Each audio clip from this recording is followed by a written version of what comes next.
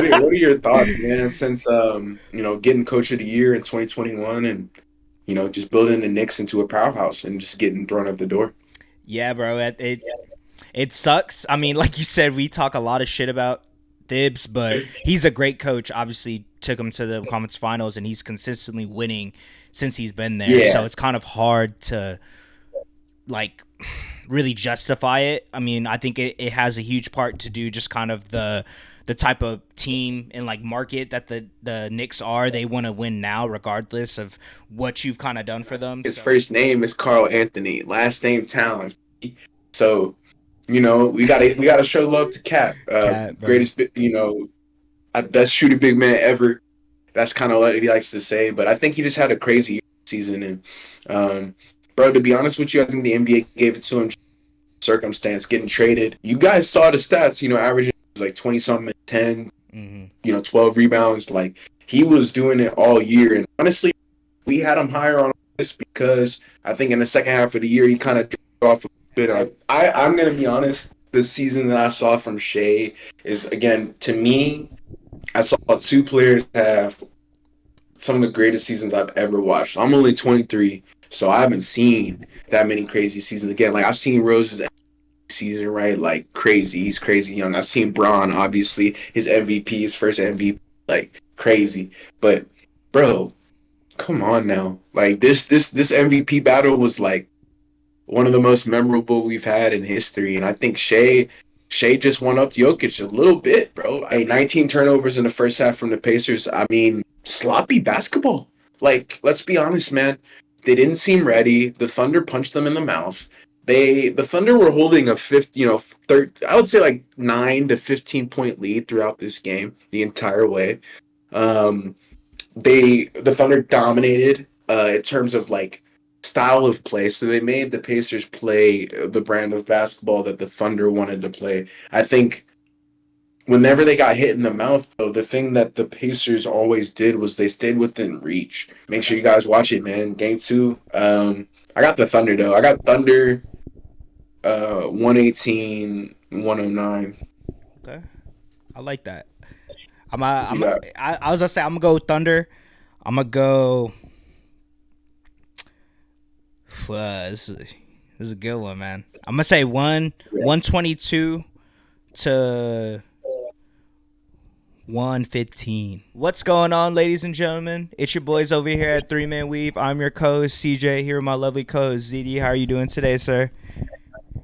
Bro. Like I mean, this is I was just telling you, it's been a long time coming, but we back at it again, man, and it's crazy.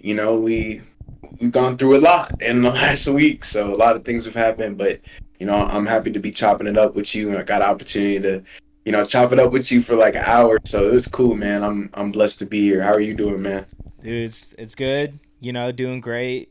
We've been, like you said, we've been chopping it up for probably like the last hour, just kind of, catching up on all the playoff hoops and Yeah. just everything, So it was super dope. And, obviously my team is in the NBA finals right now. So it's an experience that I haven't had. And, I was telling you earlier, I haven't had this feeling in my adulthood. So it's a different type of vibe for me right now. It's like, any little mistake that is made, obviously the Hallie game winner, we'll get into that in a little bit. I was just seeing that shit all day, bro, and it's just like, like of course it's the NBA Bring out the finals. webcam, bro. Yeah, yeah, bro. It's tough, but yeah, no, it's good though. I can't complain. It's game I one, know. and we'll get into it. But I'm excited to get kind of get into this episode. Like you said, we have a lot. We will probably talk about NBA on TNT no longer being here. No, Yeah. the show itself. We were saying it's been around for like 35 years. We'll talk about our all NBA Unreal, bro. playoff third team. For everyone, we've been talking about it. Now we're gonna start giving y'all the episodes with them on it, and just kind of everything else that's been going on in the league. Thibs got fired. A lot of a movement is about to Pacers start. win. Yeah, Yeah. Pacers win. Pascal Siakam is the Eastern Conference Eastern MVP. Conference Finals. Yeah. But no. Unreal. So All NBA teams. all NBA teams. Yeah, yeah, yeah, yeah. Unreal. all defensive Unreal. teams too, right? We didn't talk Yeah, about that. bro. Yeah, All. yeah, yeah, we're gonna have to catch up for sure. Mm. But yeah, We'll no, I'm get super into it, bro. excited. It's gonna be a good pod. So everyone sit back, relax. I don't know if y'all could tell, but I got my actual camera set up right now. So Yeah, had to it's bring cool. up the cam. I'm talking to my camera right now. It's wild, but yeah, no, super excited. It's gonna be a great pod, and just appreciate you taking time of your day to be able to sit with me and chop it up about hoops, ZD. So excited to get into it, bro. Man, anytime, man. Like we've been doing it for years now. So, Yeah. but yeah, let's get right into it, man. I think, like you said, NBA on TNT, bro, kind of coming to a close. I think for me, it just, it just, it's nostalgic, bro. Especially if you're of age, you could say like me and CJ aren't the youngest cats in the world, but we're not the oldest. But we come from a generation that was very, very respectable, bro. I remember watching it on the All Star game right on TNT. You know, cats blowing out candles and dunk contests and stuff. And this was before advertisements were a big deal, and so they really just were a platform, man, that was all about basketball. And I think it's crazy how it's come to an end. Like you said, you looked it up just before we got on, but 35 years kind of goes to show you the longevity. Honestly, bro, like inside the NBA specifically, like Kenny and Ernie and Chuck and Shaq, Big Diesel, all those dudes, like they contributed so much to who. I know Ernie never played, but I think he's definitely contributed to basketball in terms of the character that he is and the type of person that he is. And seeing him sign off, bro, I don't know. We'll probably be able to clip it because I know you can edit it in, but it's like a little 30-second clip, so we'll put it right there. But you guys will be able to listen to it. I think it was cool, man. He kind of just wrapped up the show in the best way possible. He made it a smooth exit. Like I think it was, bro. He didn't really hype it up too much, but I think for them it just speaks volumes. And this is like Craig Sager, right? Like repeat the great Craig Sager. Like I know a lot of people probably don't know who that is, but he's a legend for sure. Wore the craziest suits all the time. That's kind of what it was for me. Like my dad even texted me about it. He was like, "Oh, like it's over."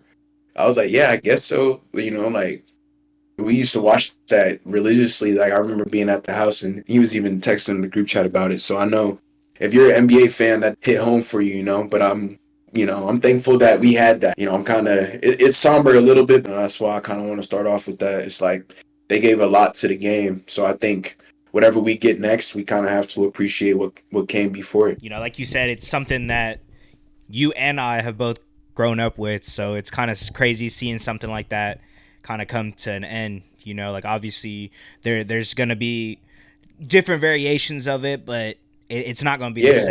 same. Like you said, Ernie's not gonna be on it. I think Shaq is probably still gonna be, Be there. be Yeah. there, and I think probably Kenny and Charles, I'd assume, right? They're still probably gonna be there, but just the fact that, like you said, Ernie didn't even hoop, but he contributed to the game of basketball, and he's pretty much any highlight that you've seen, it's probably Ernie talking over it, So it's kind of just the impact he's had, and it sucks seeing him go, but it was also one of those like, damn, like they've been doing this for 35 years, bro. Like Yeah. they've been here the whole time, so it's cool. Like we've seen them get older, we've seen like we've grown up with them essentially, so it's like it's Yeah, cool. Shaq has a great beard, like you're saying. Yeah, bro. So Yeah.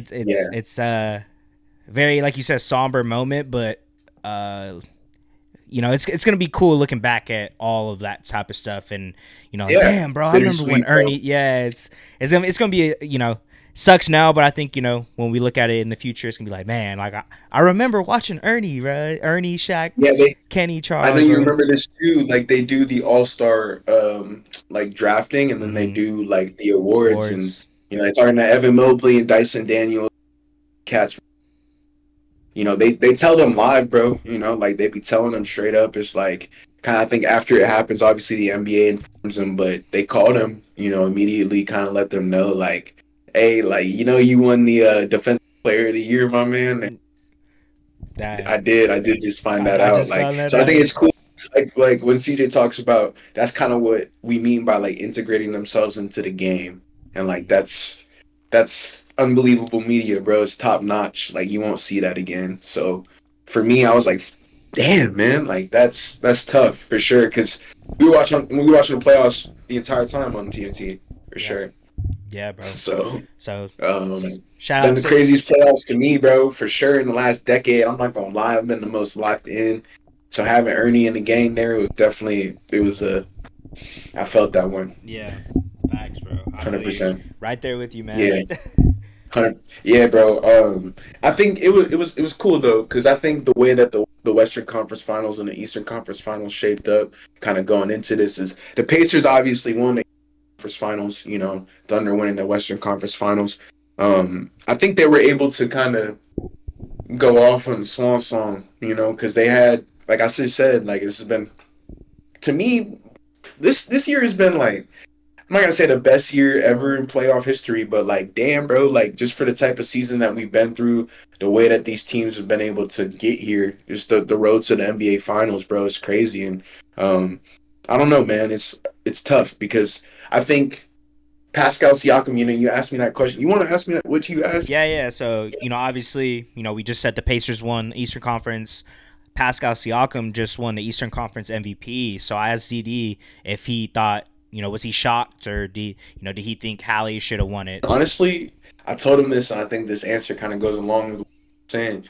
I think the NBA could have did something and given it to Halliburton. Like, what the Halliburton? They know how much money they gonna get that. But Pascal was ultimately the better player in that series, and we know what Shea was doing in the West. I think the Timberwolves were a great defensive opponent, and Shea kind of proved what he could do on that side. So none of us were really questioning who was going to win that. But I think Pascal Siakam is just a sleeping giant, bro. Like, people just forget about the type of resume that he has NBA and the type of champion. player that he is. NBA champion.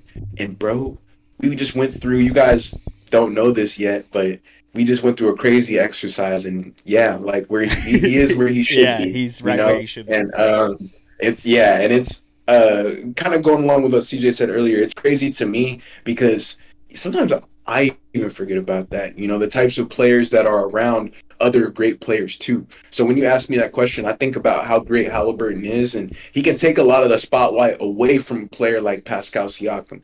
But still, cats find a way to shine brightly. And I think that's what makes me most happy about him, bro. Is like this year in the playoffs specifically. Like, for me, it's been his best playoff run probably since 2019. Just like, again, in terms of providing what the Pacers need for that specific team. He was a different player for the Raptors, right? Yeah, He was a different type of 100%. player because he was, yeah, like he was with Kawhi, but whenever Kawhi left, like, he was the main thing. And then Scotty Barnes came in and they had to switch up what they were doing. And Pascal's played, honestly, like, he's one of the better second fiddles that we have in the NBA, bro. Yep. Like, no doubt. That's kind of what my main thinking surrounding that. And I think he's deserving Eastern Conference Finals MVP, bro. And the Pacers, man, like JJ spoke like a month back now, almost a month and a half ago, because we got bounced a long time ago. But he said something really true about the Pacers, and he said that they are a team that is unbelievably serious, and people don't know the capability that they have, and they aren't talked about enough. Um, Nobody really talks about, Indiana. It's not a big market, but he was saying they have dogs and they can go all the way. And this was before they were in the NBA final. I think Pascal speaks to that environment that they've built there, bro. Like, they have a culture and a camaraderie that goes beyond words. So I'm not shocked at all, to answer your question. Yeah, no, I agree, bro. I think obviously for the casual fan, they'll probably think that Halliburton should have got it, and he had a pretty good series as well. But Yeah. they Oh they yeah. they wouldn't have won that game against the Knicks if Pascal wouldn't have dropped 40 or 38 or 39, whatever it was. So I think he has a Went after him, yeah. man. It's the and he's their one player on the team too, and obviously we'll get into it whenever we talk about game one of the finals, but he's the one player that like can actually create his own shot without having to get open, or he's not relying on a pass from someone else to get a bucket. So that's something that I think we kind of saw that in the Knicks series. He was able to kind of show us like, oh, okay, yeah, I forgot Pascal could do that. Just because of their Yeah, offense is 6 and so 7, free bro. flowing. It's kind of like he's cutting to the rim, getting a pass from Hallie, type shits and fast breaks and whatnot. But he can also create his own shot, and he's a good shot maker. So it's hard. He's also like 6'9", 6'10", whatever it is. So About to say, he's 7'3", 7'4" wingspan. wingspan. Yeah, he's definitely one of the most underrated players in our league. I think, like you said, he doesn't really get that much love. Partially, probably because the team he plays for, but you can't deny. I mean, he's an all-star, and people could probably say he got snubbed for All NBA, like those type of conversations. But it's never Let me like ask you this question: what's up, bro? do you think his contract is a discount, or do you think they overpay, or do you think it's just right? Because that's the Ooh, question. Because I think we were talking about that earlier, and I know people might think he's kind of overpaid, but I think me and CJ are about to throw that sideways because yeah. obviously Let me look. Sorry, I don't know it off the top of my head. I think it's like 225. Yeah, I know I it's don't a forget. fat contract. Yeah, but the point is like I think he's great For 42 mil a year. a year. Yeah. Um. Honestly, It's a high nah. price. That's very high, but I think that was a thing that we were talking about with the Pacers. That's something that they were missing. Someone else that can relieve like the ball Oh, pressure off of yeah, Hallie, and he's been able to do that for them. Obviously, their bench has been playing incredible this whole playoffs as well. that So hard and that has shit something like to do with it. heavy pole. As yeah, ridiculous shit, bro. Obi Toppin hitting 5 threes and shit. I'm like, bro. But yeah, no, they've all just been playing super well. But I think it's just Pascal is that solidified, like you said, second to first option on any given day. So I don't think they overpaid. I think it's a great price, and they have a young team. I'm pretty sure they're probably gonna be like one of those teams where they're willing to take a pay cut for certain things and stuff. Yeah, So yeah, that's a great point. That's a great point. Like you would think that the Pacers might have to cut bait, but CJ brings up a good point. Like they have cats on that team that TJ McConnell will play for $8 million a year, and he could get paid $20 million, somewhere else. oh for sure. But to CJ's, yeah, bro. Like I think Pascal has been the guy, to Mm-hmm. be honest. Like Mm-hmm. Halliburton's been the guy in the clutch, but Pascal's been consistent all 17. We went through his games played too. 17 games played so far in the playoffs, and he does it every single night. Mm-hmm. I think what was it? I think he was the Pacers' leading scorer in game one, right? Or who Shoot, was? it might have been fucking Obi Toppin, bro. I'm not gonna lie to you. Wow. Yeah. Let me check Wow. though. Because I don't have it off the top of my head, but I think Obi, everybody, I know they had hella. No, my fault. Pascal had 19. Obi There you had go. 17 though. 19? Yeah, 17. Okay, well, Pascal's been that guy, bro. Like the entire time. He's there. So shouts out to him. And kind of going into our next point, I think there's been a lot of front offices on the hot seat, coaches on the hot seat. We've talked about Nico. We obviously the Mavericks kind of got lucky just walking into Cooper Flag. But New York Knicks, man, recently they made a kind of interesting move. And I think obviously they saw how this series went with Pascal. Like they saw how the Pacers were able to kind of dismantle. And what are your thoughts about Tom Thibodeau's firing, bro? And just we We talked talk shit about it. about him We too, talk. bro. And I feel bad because I'm like now he's just gone, bro. Gone, So bro. what are your thoughts, man? Since getting Coach of the Year in 2021 and just building the Knicks into a powerhouse and just getting thrown out the door. Yeah, bro. It sucks. I mean, like you said, we talk a lot of shit about Thibs, but he's a great coach. Obviously, took him to the conference finals, and he's consistently winning since he's been there. So Yeah, it's kind of hard to like really justify it. I mean, I think it has a huge part to do just kind of the type of team and like market that the Knicks are. They want to win now regardless of what you've kind of done for them. So I think they probably, they saw that he wasn't able to get it done. I don't agree with it. I think like I said, I don't completely like his ideology and the way that he coaches, but who am I to talk? I'm not an NBA coach, and he's obviously successful in this league. So, I mean, you kind of got to look past that. But I think they might see the writing on the wall a little bit, and just kind of just the way he coaches, and he's an older head coach, so he's probably not gonna really change up the way he wants to go about his management of the team and stuff like that. So it's I like I said, I'm not mad at it. You can see why. I can see why. I don't 100% agree with it, but I mean, I see why the top of the organization Wow. wanted to get rid of him. But that being said, it's kind of definitely alarming, Mm. especially statistically. You look at their record for the past, like you said, what 4 or 5 years, whatever it is, they're winning. It's just It's the playoffs. it's the playoffs, and obviously injuries are a huge concern, but that also goes down to the way he coaches. So I think it's kind of they saw it, so not completely like bamboozled at it. It was definitely shocking, but like you said, I mean, I think we've been talking about him all year, and being pretty hard on him, pause for the most part, but he's kind of proven us wrong, and I think the Knicks kind of probably saw what we were kind of seeing, a little bit of that. But yeah, no, that's kind of Yeah. my thoughts, bro. What are your thoughts? Yeah, like I mean, I'll be honest, James Dolan is hiding behind a pile of money. You just said it, man. Like for people that who don't know that who that is, the Knicks owner, and I think the GM obviously like has James Dolan makes most of the back. He's also the basketball operations manager. Like you said, how that conversation went. We need somebody who can get us to the finals and win. We need somebody to take us to the next level, and so any place up until the Eastern Conference Finals is a failure, and you couldn't get us to that next level. And so we need somebody here that can. It's nothing personal, like you said. It doesn't matter what you've done for us. We just need to go into a different. That's probably how that conversation went. It's very cold, bro. Because I Very. think I've seen some reports. This is from ESPN. It's from McMahon and Windhorst. So trusted guys. Jason Kidd's name has been floating around.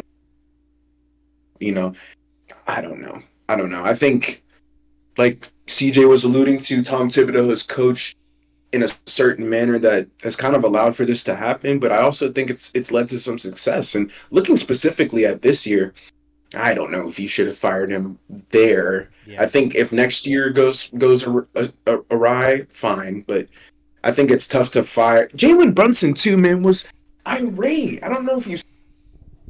Reporter asked him, "Oh, you think Tom Thibodeau is going to be your coach next year?" And he's like, "I'm not doing this, man." Like I did see that. he said, "I'm not doing I did this." see that. Like, yeah. Like I think he walked out after it was his exit interview. So like they didn't get to talk to him after that. But like, bro, like the guys wanted him there. He seemed like he had the locker room. I know Jalen Brunson's father gets a front row seat on the Knicks bench, but like they had good camaraderie. I don't think he lost the locker room. Like you said, it's not like I'm not bamboozled. I like that word, but I'm very puzzled still. I feel that. Because the timing, not necessarily why, but the timing is interesting because who are you going to hire that's magically better and build that camaraderie in a year? Right. Even if you do throw a bunch of money at guys. And I think James Dolan is a bit oversighted in that way. And that's where, again, me come in from a helicopter perspective, right? I'm not an NBA GM or an NBA coach. CJ already said that. Like, I don't know what the heck I'm talking about, but we can, like, kind of play hypothetical ball here and just look at the realistic, like, who's on the market? Who's on the market? Who's on the market that you see, like, Michael Malone, maybe? Right. Yeah, Malone. Um, I think, really Taylor Jenkins, right? Jenkins, Like, there's yeah, not that's a ton of guys like that we can go through in my head right now that have been fired that are good NBA coaches, Yeah. and that's kind of my point. Is like, okay, but like, what are you gonna do next, right? Right. Like, these plans have to be structured, and I don't know if the Knicks have the. That's why it's interesting. Like you're saying, like you said, you're not bamboozled by it, but do you know where you're going? Right. Like, Yeah, it's just like next year the Celtics are, bro. The Celtics too. Next year they're gonna be hurt, bro. Like, I hate to say this, but this is a big deal in the East because the Celtics have ran it for the entire last 4 or 5 years, bro. Like, they're everywhere now. Tatum's hurt, bro. That's just the fact of the matter, and they have to pay guys that they can't afford. Mhm. They're kind of in deep shit. Yeah. So now it's now or never if you're in the East, bro. That's why Yeah. the Pacers are so fucking good, bro. Hmm. Like they're doing it now. Their management's always been on it. Like you said, they're paying Pascal 42 million a year to win the Eastern Conference Finals MVP. Like Carlisle's been there. Like they have continuity, Yeah. and I think the Knicks are so close. So I don't love it, man. I Yeah. don't like it. I think that bothered me a lot, especially with the timing more than anything. I get the reasoning. So the reasoning and the time, right? Yeah. That's what I'm trying to like for the viewers, but yeah, the timing is like I get it. Like CJ just outlined the reason. Okay, you got finals. Like we have Jalen Brunson, we have Cat, we have OG Anunoby, we have McCall Bridges, we have Josh Hart, we have guys that can play 45 minutes a night, and they do. Yeah. No complaints, Yeah. and they weren't hurt this year. No. Guys just got beat. Like they looked. We didn't talk about their exit game, but I'll be honest, game six, bro, they looked like shit, Yeah. especially at the end. Very. Body language was like it was real not good basketball. And I think Brunson had a good game. Cat was trying to be there. Um, but I just saw a lot of dead weight being pulled around. So I understand the reasoning, but I think the timing was interesting. That's my thought. Gotcha. Yeah. No, it's Yeah. perfectly said, bro. It's Yeah, exactly like I my logic behind that too. It's like who's gonna be the y'all's East is coach now? wide open. Yeah. Yeah, and who's gonna be your coach? And the East is wide open. Wide open. Like, my goodness. So Magic could fuck I around don't and know. hey, That's what I'm my saying. I was hot like, I take don't know that if I I would had have the other fired Thibodeau. yeah. Yeah. No, no, no. Yo, in the Magic, you know who the coach is? Come on, Mosley. You know the continuity that he's had? A A lot. lot. Yeah, he's Like been the there for the Magic, last yeah, like 3-4 years. yeah. Yeah, bro. Like at some point, I think the Cavs were kind of in this situation where I think continuity hindered them a bit. I don't know if Kenny Atkinson really knew what to do. Mm, Like that, to be honest.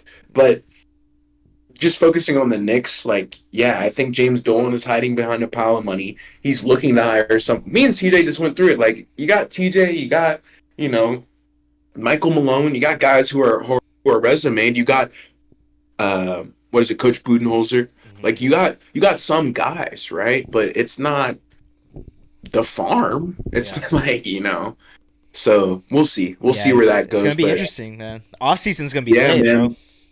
Oh, dude. Oh, man. I cannot wait to go through that. I actually was like excited to talk about that because there's a lot. We talked about the Spurs off camera too, but Hmm. just some guys are falling into coaching positions, right, and getting very like good odds. Yeah. So it's interesting. Well, we'll talk about that a Damn near little. hitting the lottery.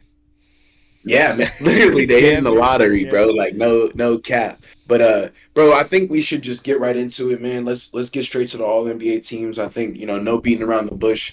People probably been waiting 40 minutes. We'll get into it for you guys. Yeah. Get towards game one of the finals. But let's start with third team, man. I know we outlined our All NBA teams, and I think they were pretty close. We did not have.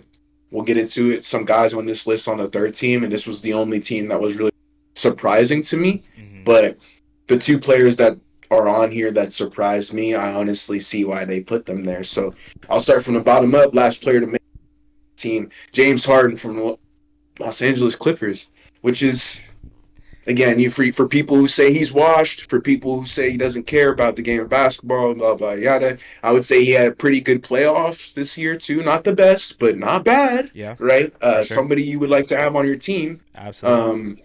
Not like selling, right? Yeah. Like the classic James Harden. So And he he looks like a completely different person, dude. Dude, I was I'll about to let say you, his yeah. his second half of the season too. I feel like Oh, a lot of people might not have been watching the Clippers because oh, everything that's been going on and they're not gonna be that good. No, he was cooking. I want to say he was probably averaging like 30 for the second half of the yeah. season. So just being able to see him 10 do that, assists. him make it, all NBA team once again and year. He made it off that, CJ, like you said. He made it off that. Oh, 100%. Yeah, Second half because of the year. like you said, his first half was he wasn't an all-star, right?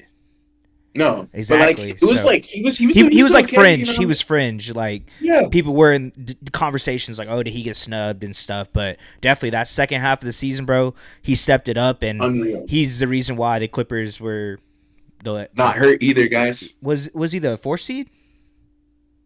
Yep. Yeah. And 60 again. I don't have the games played off the top of my head, but more than 65. Yeah, So out there a lot.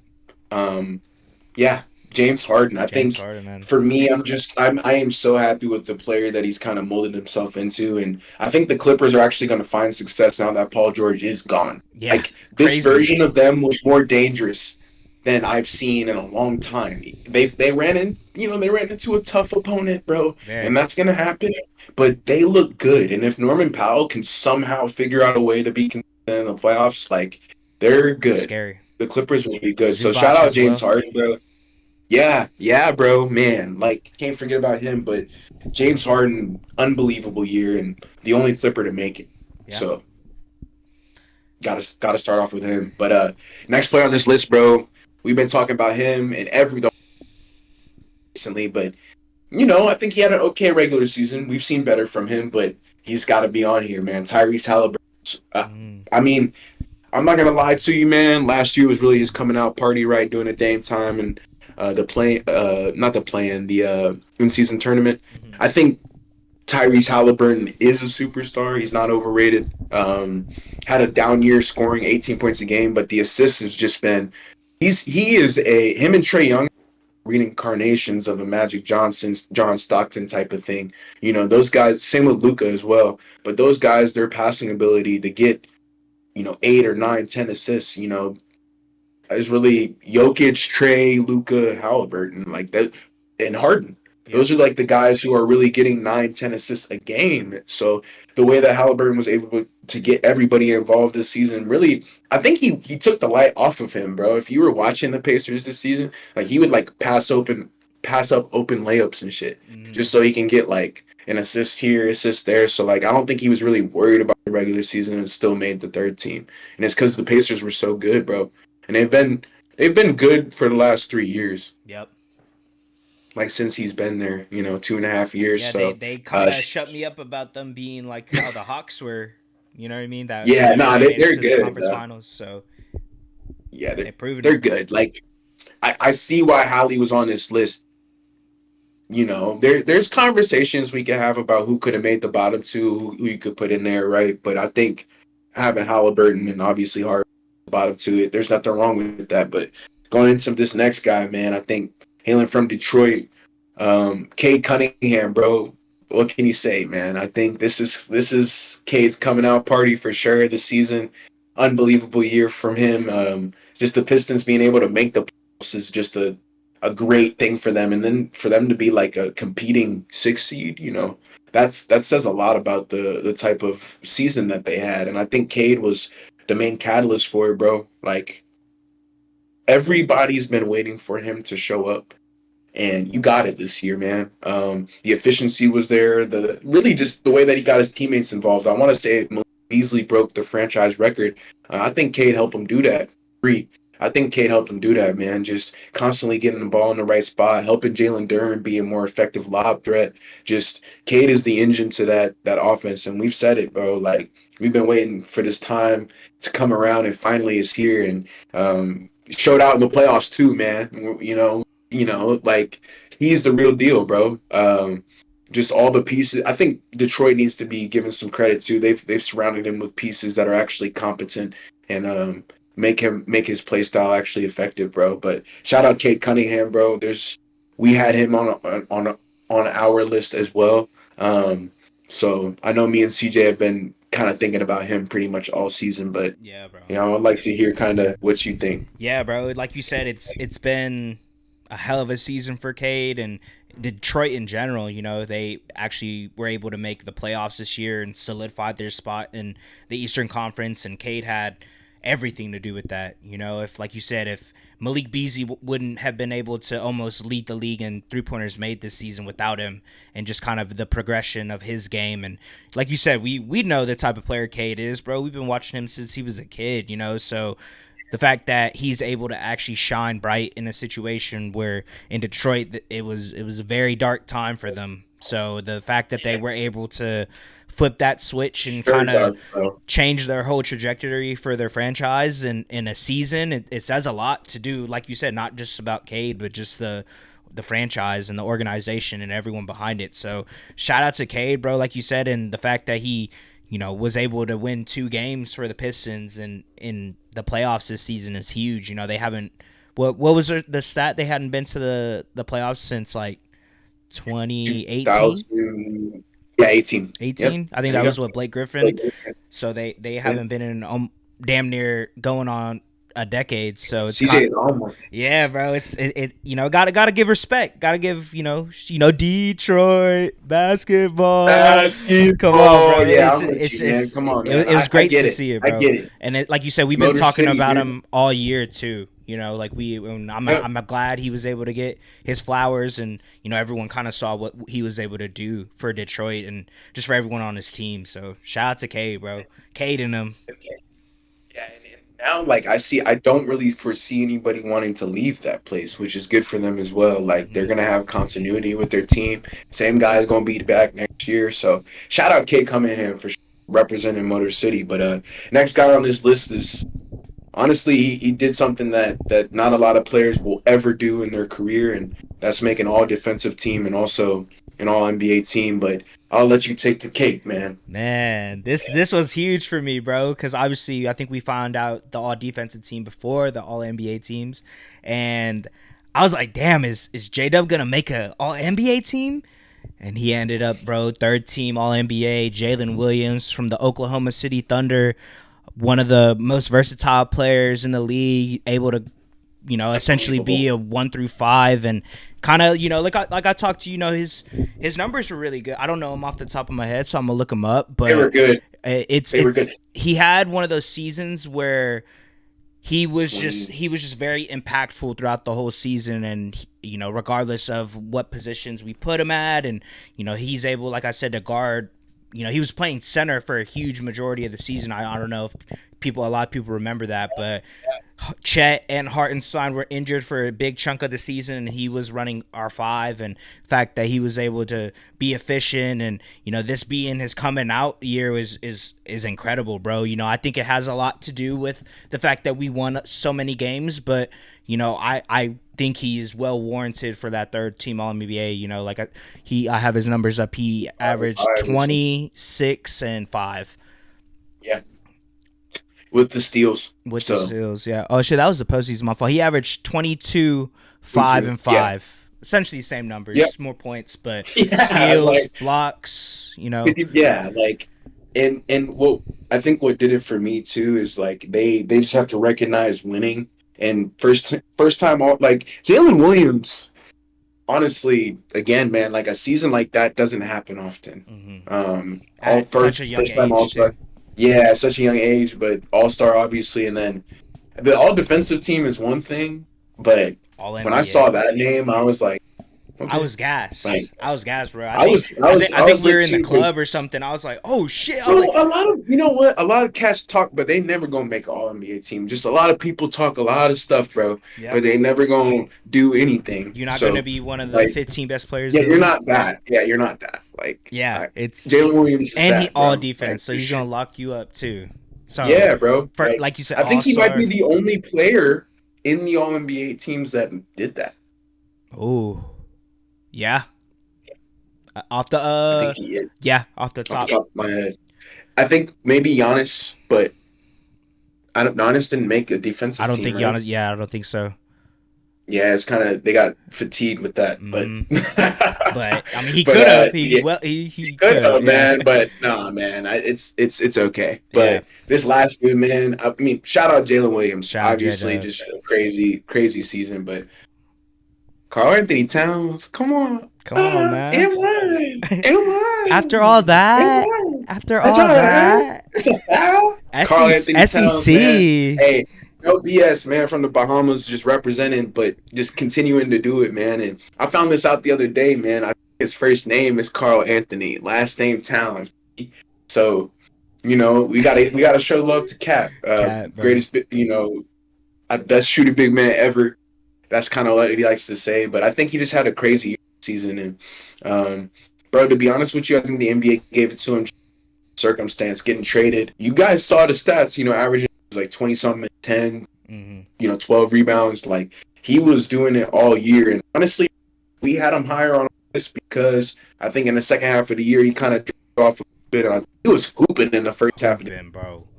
season. Hooping. I haven't seen that type of cat. We got that from him this year, and so for people hating, I think Karl Anthony Towns is also one of the better big men we have in the NBA, bro. And you can't 100%. deny it. You Yeah. can't deny it. Can't.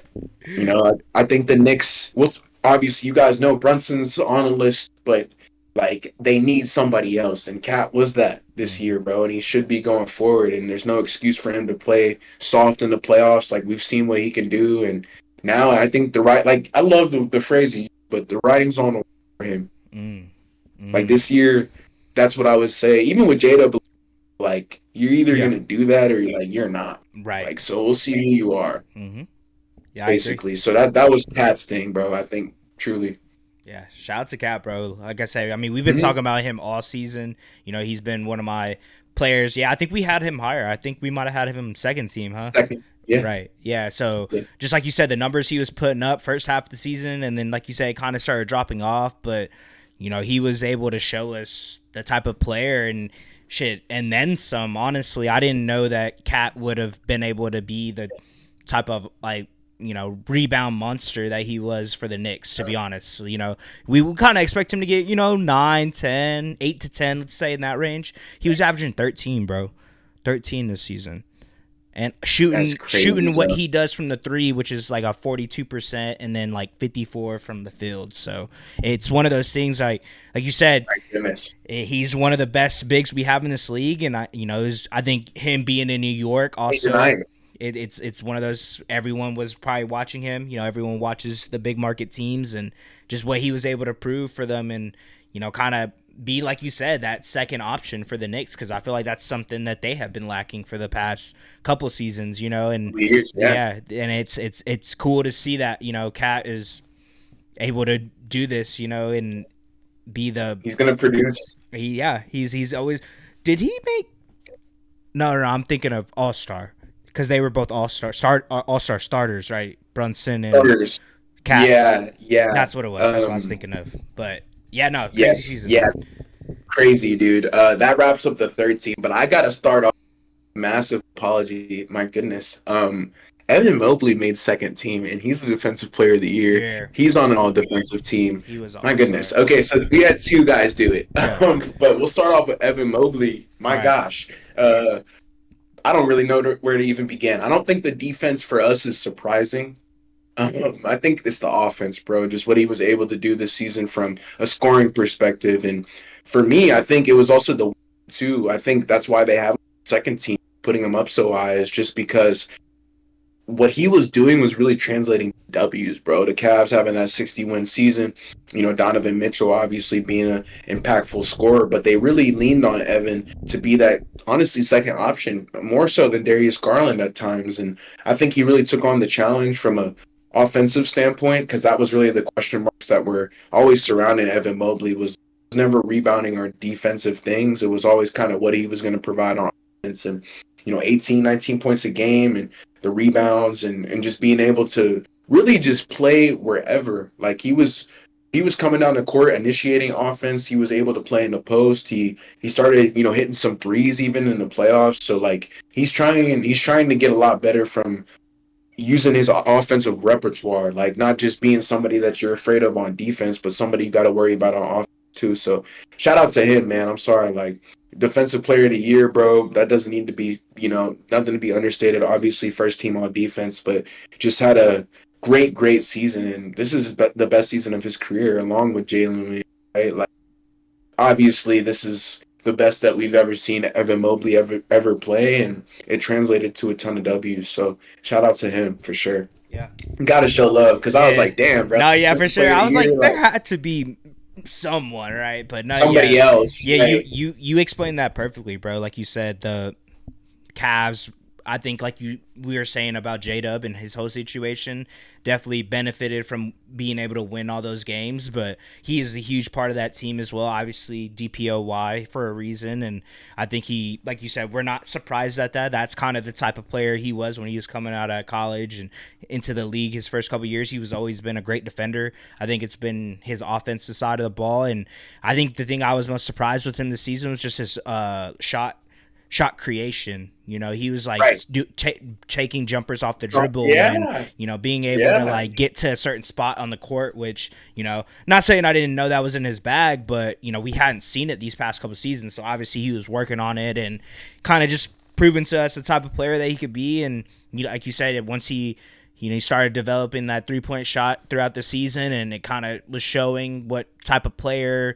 He's pretty much a 3-level scorer at that point, so it's kind of hard to defend a type of player like that. And when you also are playing probably the best defense in the league, it's kind of it makes sense why he was on the second team. Obviously Donovan Mitchell was the spearhead to their team and being able to Of create course. shots and whatnot, but he was the person behind him holding down the paint and pretty much locking up their best player because he can essentially guard 1 through 5 as well. So it's Oh, crazy. 100%. It's a 100%. matchup nightmare on the offensive side whenever you're going against him, and he's able to create. And obviously, I was impressed with his passing abilities too, because I think the times that the Thunder played them, they were able to pretty much drive into the paint and just lob it up to the other big man, and it's hard to stop that when both of your big men can pass, and that was the whole situation they had in Cleveland. So shout out to Emo, bro. Like you said, no disrespect. We definitely we're just talking at that point, but we looked back and we corrected ourselves, so that's all that matters. But had an incredible Sure. season, Yeah. bro.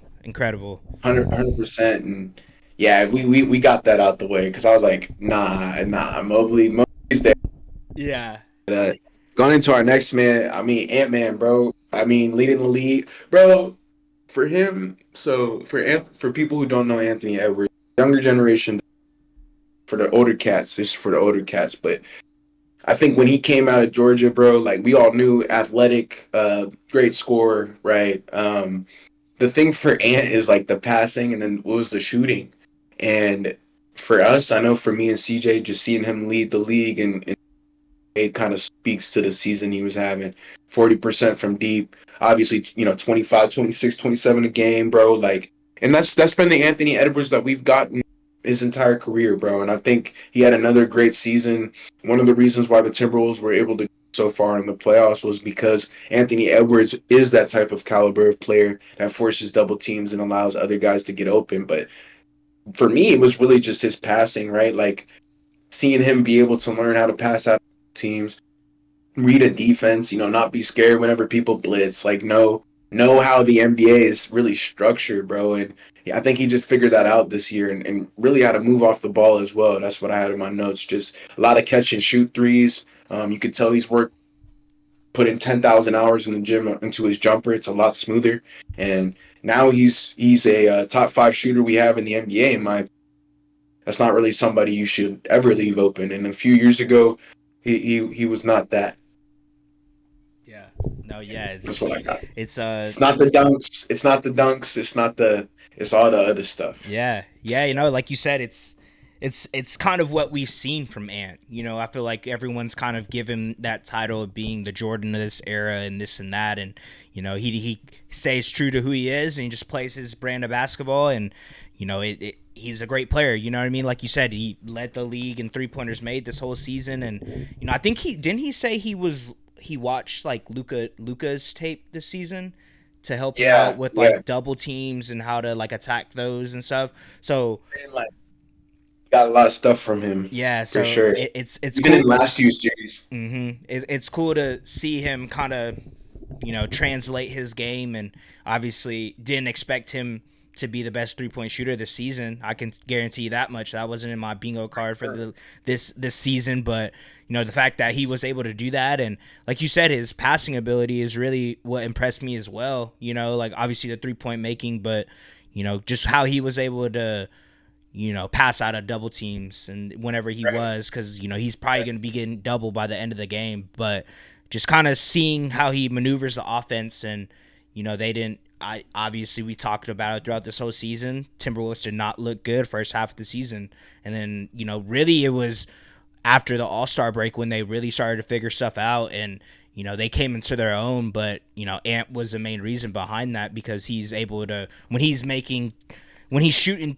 10 3-pointers a game, making 4, it's hard to have to Yeah, guard that, plus yeah. guard down all these role players that are knocking down their shots. So Shout out to Ant. Feel like we kind of saw like I keep using it, but the writing was on the wall. He's been here. Literally, bro. He went to the Western Conference Finals last year, and then heading into this year, that he was gonna come back with a vengeance, and he kind of showed us this whole season just his way he was able to create his shots, and like you say, he's getting dunks, he's guarding one of the best perimeter players on the other team, and it's hard to beat a player like that. So shout out to Ant and just kind of what he was able to do this whole season.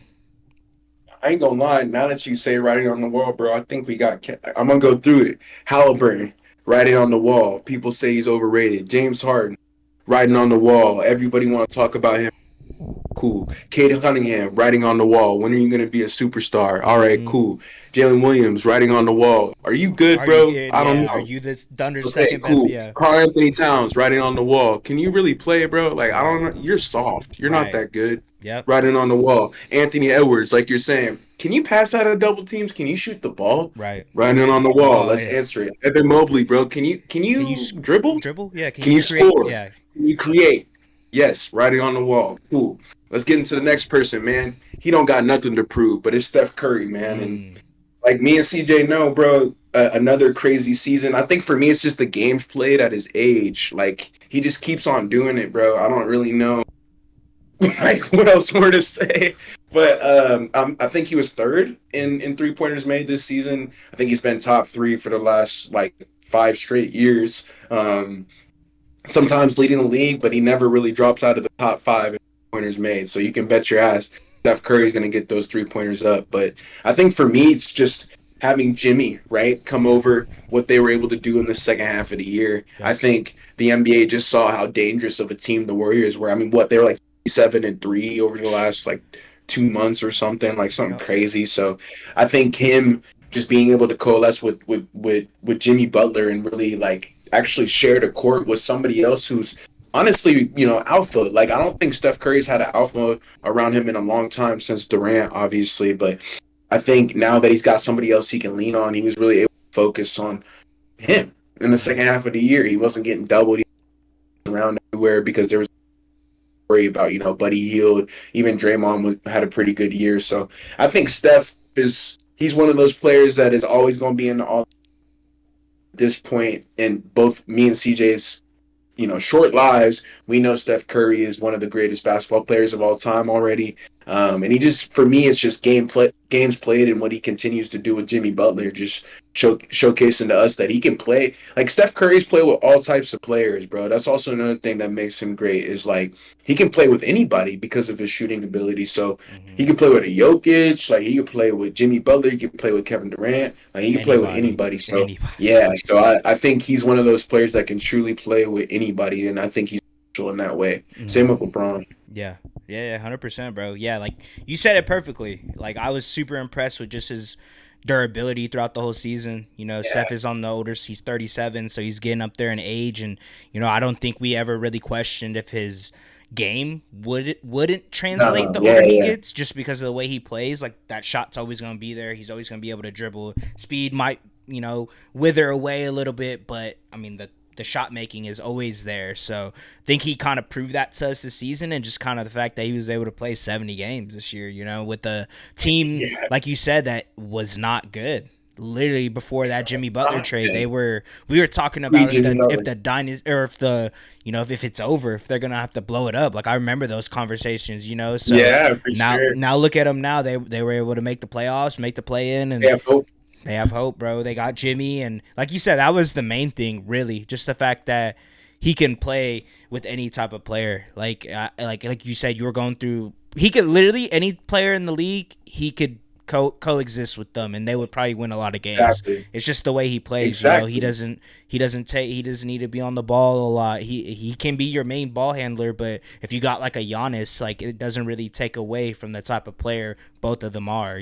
So shout out to Steph, bro. He's always been here. Like you said, He's in the conversations for a lot of people's best point guard of all time, and it's Hundred hard percent. it's hard not to have those conversations, especially for, us, younger generation. I was able to watch like 2000s basketball a little bit, but I didn't see Magic. I didn't see, Right. Zeke or anyone Stockton. Stockton. Yeah. I wasn't able to watch those, but I can guarantee you this much: this is the greatest point guard I've ever seen play, and just what he's been able to do and change the game. So shout out to Steph, bro. Like you said, can't give him enough flowers, and I don't see his game changing any much. Besides the games played. Hopefully he could keep up with that, and he has the last two That's the seasons. thing. So Yeah. it's hard. Yeah. It's hard not to He'll bet against that man.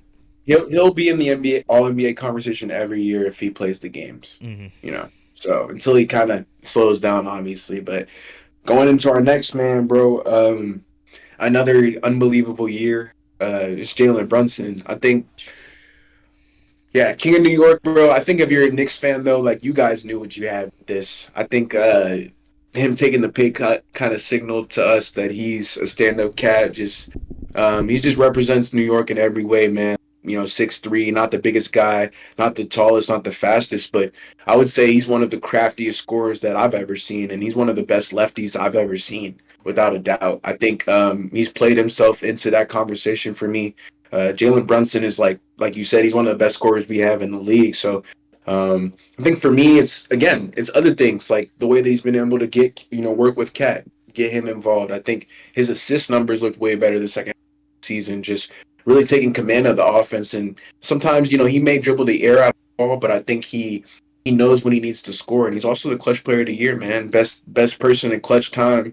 One of the more dangerous players we have in the NBA when that clock gets under 5 minutes. Like it's close. It's just you don't want him to be on the opposing team. So Jalen Brunson, like I think all of us understand, like he's been doing this for the last couple seasons, but to see his work really pay off now, I think he's going to be in these conversations for a long time, either second team, first team, probably the next few years. But this year was second team because they have some crazy guys on the first team.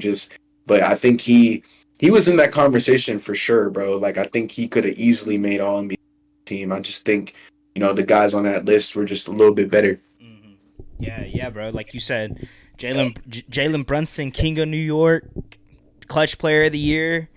It like you said, it's always been there for the Knicks. It's just figuring out who you can surround him with, and obviously his game has gotten a lot better. Like you said, his passing has improved significantly, especially with the additions of the McCall Bridges and OG Anunoby, Cat. That he has a lot of weapons around him now, so people are having to worry about the type of player he is and what he can do with the ball, and then also worry about everyone else around him. Oh So yeah. yeah, it was a great season for him, like you said. The Knicks.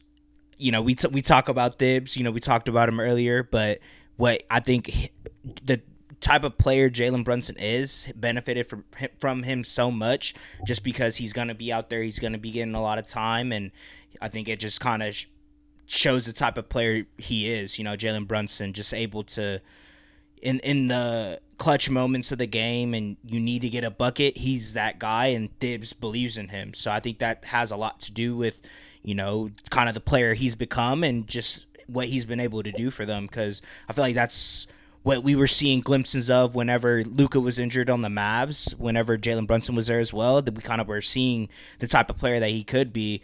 But him going over to the Knicks, it's like, is he really that player? And like you said, that for the past 3 seasons, he's proven that he is that type of player, and he is probably going to be for here for a while. Like you said, I don't see whoever they get for their newest head coach. I don't see them really straying away from Hey, if that he type of wins him player. an NBA Finals, he's gonna get him a statue. He's like Oh, Shea, bro. If 100%. Jalen Brunson wins the Knicks a Finals ring, he's gonna have a statue. Yeah, He's cold as shit. yeah, Like we saying, bro. Like yeah.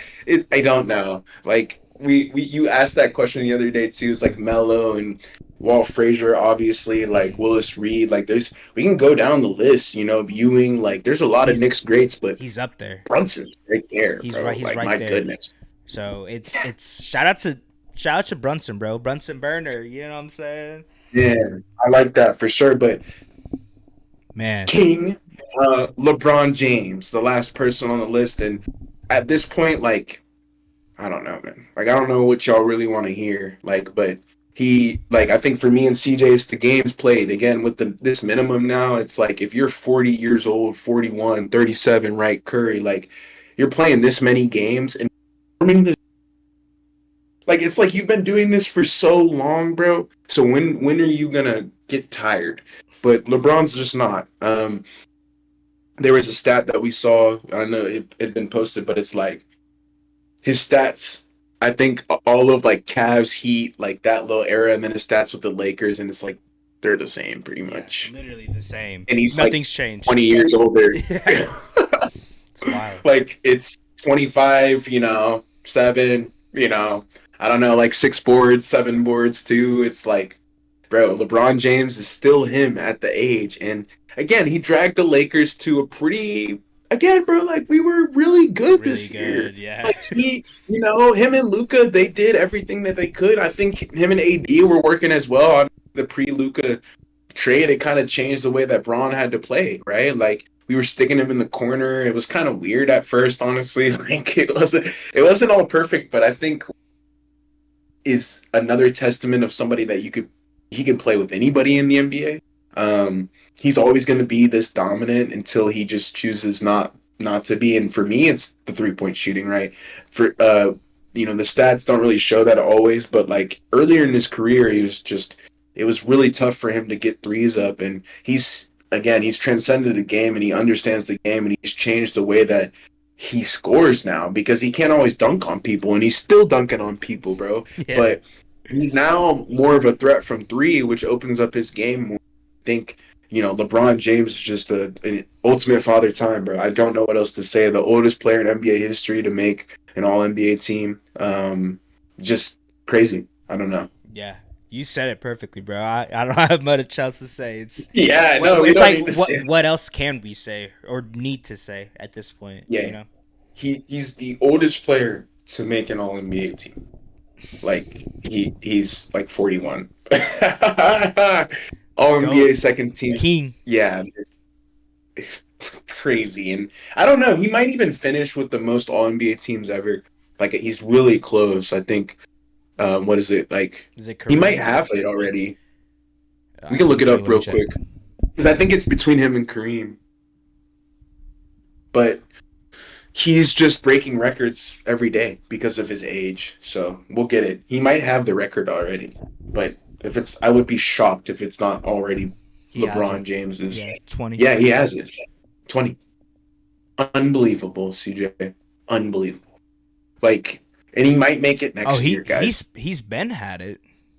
He's been at it for how many years? I don't know, bro. But the next one is Tim Duncan. So it's a 3-way tie. Tim 12. Duncan, Kobe, Kareem with 15. So he's had 15. It for he's had it for like the last 5 years. 5 years. Yeah, because he hasn't missed a All NBA team, right? No. Yeah. That's what I'm saying. I'm like, he's gonna be back here next year. Yeah. As long as he's healthy. Yep. So Brown's there, but man, I think people have been waiting for it. You're chatting for about 25 minutes now, but this is the All NBA first team, man, and this one's exciting because this year was kind of crazy. We just went through, the second and third team, and shout out to those guys, man. I think there's some guys on there that definitely made their way into this list. LeBron included, right? Brunson too, but I think the first team is obviously reserved for the best of the best, and there's no better way to start it off with the Cavs' best player, Donovan Mitchell. Me and CJ had talked about him. His stats may not look super eye-popping, right? But I think it translated to winning, and he took a back seat this year, just really understanding what the team needed. And from him, in terms of, like, the offensive creator he needs to be, whether that means passing or scoring 40 points, it didn't matter. Donovan, the defensive end, too, man, he just a lot more engaged on that side of the ball. And for me, I think he's really just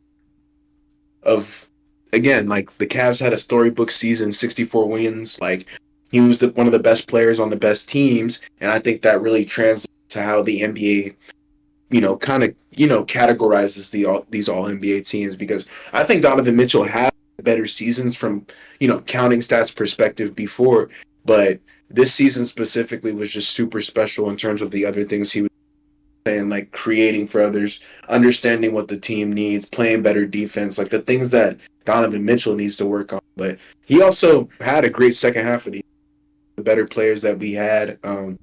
Just super consistent, and again, just doesn't really get hurt that much. Like he's always pretty healthy, and I think that's kind of a testament to his durability as well. Always playing in the playoffs. One of the highest career scoring averages in the playoffs. Again, he was hooping this year. But yeah, shout out Donovan Mitchell, bro. Just I think he really made it because of success, but he also had a really good year too. Yeah. Yeah. I was about to say that's really my only points I had. Like you said, we this isn't his best season statistically, but I think it was the fact that they won 64 games this season, and he Yeah, was the bro. main reason behind that. Obviously we talked highly of Evan Mobley, and he got second team All NBA. So the fact that he was able to, not saying that's the only reason why Evan Mobley was able to be that great, but Donovan Mitchell relieves a lot of pressure from everyone on that Right. Cavs team. So the fact that he was able to do that and you know be able to be consistent, like you said, just not really miss a lot of games, and he is pretty much averaging what he's been averaging his whole career essentially. So he's a great player, and I think it was something that the Cavs were missing. I think after the trade, figuring out to rebuild a whole situation. They didn't really know what they were going to do after Braun left that for the second time. And, I think when Donovan Mitchell was on the market, that was a perfect fitting for them, and just kind of having a star. I think that's something that a team, it's essential, essentially, whenever you're trying to build something from the ground up. You need that type of player that's going to lead your team and kind of attract certain players that can help them out with their games and benefit from everything. So, like you said, shout out to Spider, bro. He's been, obviously one of the five best players throughout this whole season. But like you said, I think it has a lot to do with their wins. But, I mean, hey, you got to give it to the people that were actually winning games this season, and Yeah, it's it's exactly, all exactly. Like it makes sense, because he had those stats on a winning team, yeah. so it's like that's kind of where they give it to him. But yeah, Donovan Mitchell is a top 25 player in the NBA, no doubt for sure. And I think this season for me it was just the growth of him as a leader, like the other things that he was doing. So I was impressed, bro. I'm not bamboozled by this, but I thought he was definitely there because of his team's success. But going into this next guy, man, Celtics faithful, you're up. I hate you, but you're up. Jason Tatum, man, just keeps doing it. He's made All NBA first team the last couple seasons, so I don't want to downplay it, but another unbelievable year from him. And I think, like, that's the thing. It's like when you keep making first team All NBA, like, I'm a big Celtics. I can't. Like, Jason Tatum had a great year. I think for me, it's also been how he's been able to still be effective while having all these other score the ball. Because a lot of people lose that effectiveness because like, well, oh, Derek White can score 30. Like I gotta, but like Jason Tatum knows he's him. He knows he's what makes the Celtics go, bro. So if he's not performing at a high level, if he's not in, then they're only gonna go so far. But even the way he was hooping up until that injury in the playoffs, man, it just kind of speaks to the type of season that he had. And it was up and down at times, but he always been through the mud. And just the rebounding, too, bro. He's always been good at rebounding, but specifically this year, just seemed a lot more engaged. I know in that next series, he was just rebounding like a madman. So he's had a lot of growth. I think he could work on some things at times. Like he gets caught in playing isolation basketball, and he kind of like tries to do like the trainer, like he does the step back threes and he settles. But outside of that, when Jason Tatum's making the three and when he's going to the hole, another great year from him for sure. Yeah, like you said, bro, it's amazing to see him be able to be that efficient on the offensive side of the ball when he has such great players. Like you said, it's easy to kind of get lost in the offense when you have people coming Right. off your bench scoring 30 points or whatever it may be, or you have Jalen Brown making 35 points in a game. So 40, 40, 50, 50, yeah, yeah. whatever it may be, So, like you said, amazing to see that. And just kind of like you said, it's everything else that he's worked on, kind of in the sense with Ant, his rebounding and his passing as well. He averaged the most assists he's ever averaged this past season with 6, and just kind of his playmaking ability and, like you said, just being able to get those boards. He's a bigger forward, so, you don't expect it, or you do expect it in a sense, but not every player does it. So the fact that Right. he's able to, be a top 5 scorer in the league while averaging 9 and 6 assists, or 9 rebounds, 6 assists.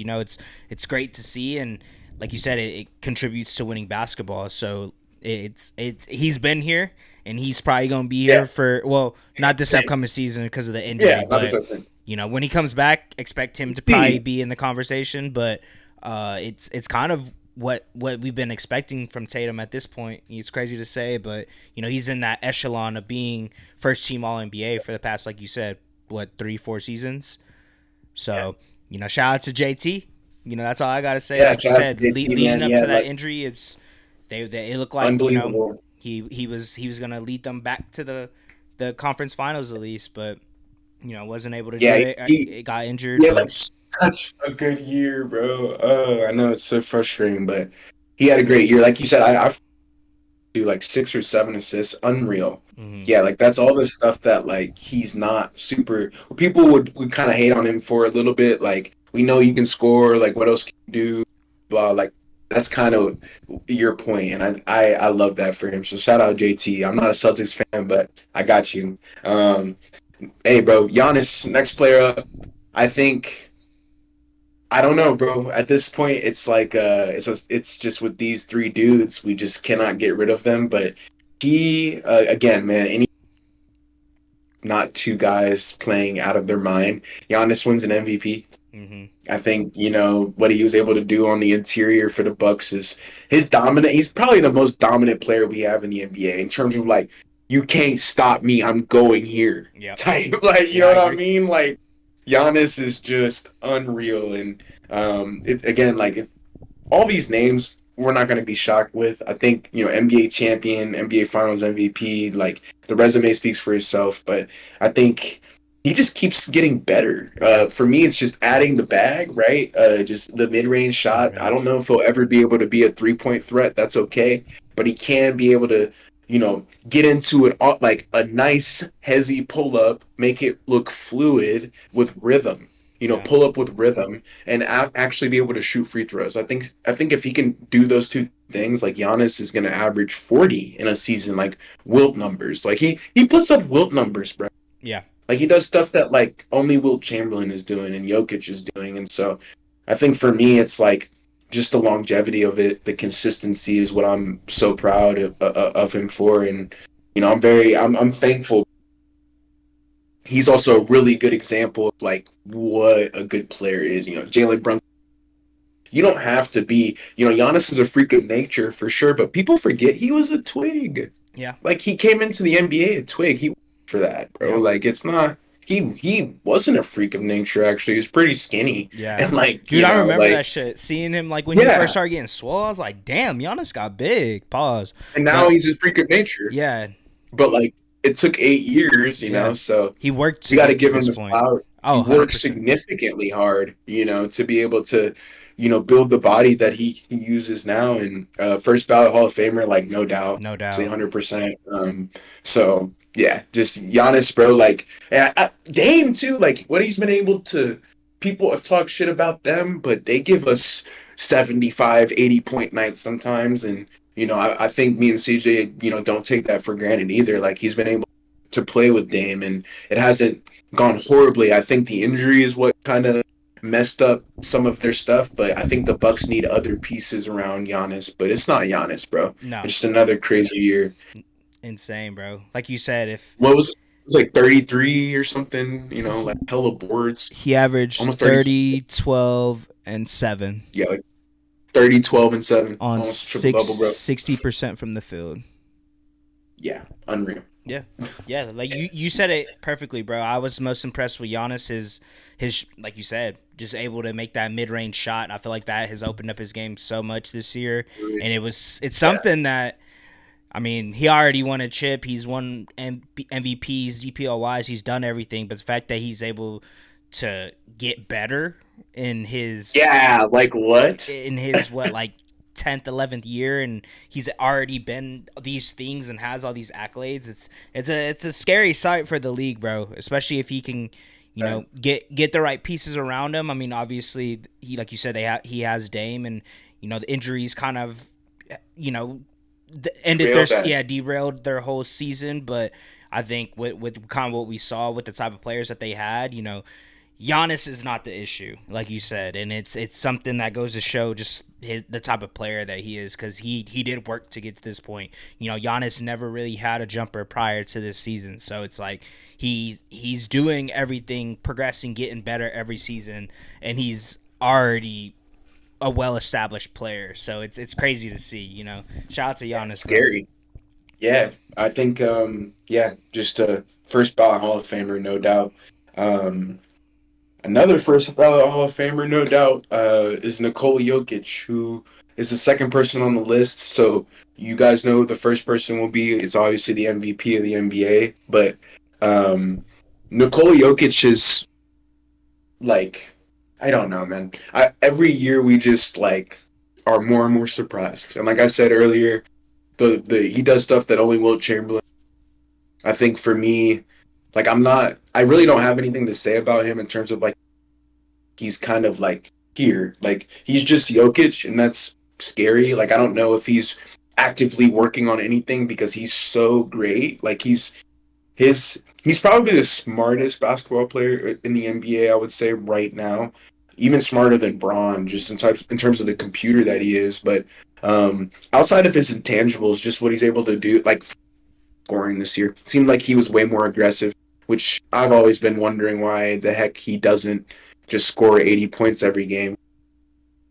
I talked to CJ about that. Like, I'm not really, the rebounds and assists are one thing, and we've watched his greatness the last few seasons. But for me, it was like his aggressiveness from like a scoring perspective, wanting the ball, knowing that I might have to get 50 points for this to be okay.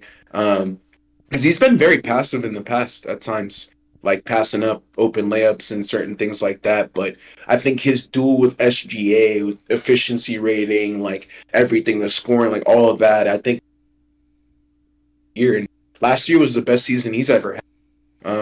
Just from an efficiency standpoint and statistical standpoint, and he just keeps breaking his own records. So battle himself. I don't think he cares about Shea or winning a new MVP or whatever. Even first team all out of anybody on this list, I think he probably cares the least. But he just like he just does stuff nightly that I've never seen before. So I'm like used to it because I'm just like, oh, there's Jokic, Yeah. like he's just chugging along. And then truthfully, I think he would have won MVP, but just not this one. Yeah. I think he already has three. Like that case for him is full, bro. He's first ballot Hall of Famer. Like there's really not much, like, triple double. Like I don't know, Yeah. average. Like he Average did for it the whole all. season, bro. It's insane. Like you said, it's if if I don't think if or I think if we didn't win as many games as we did, then Jokic would have easily got it.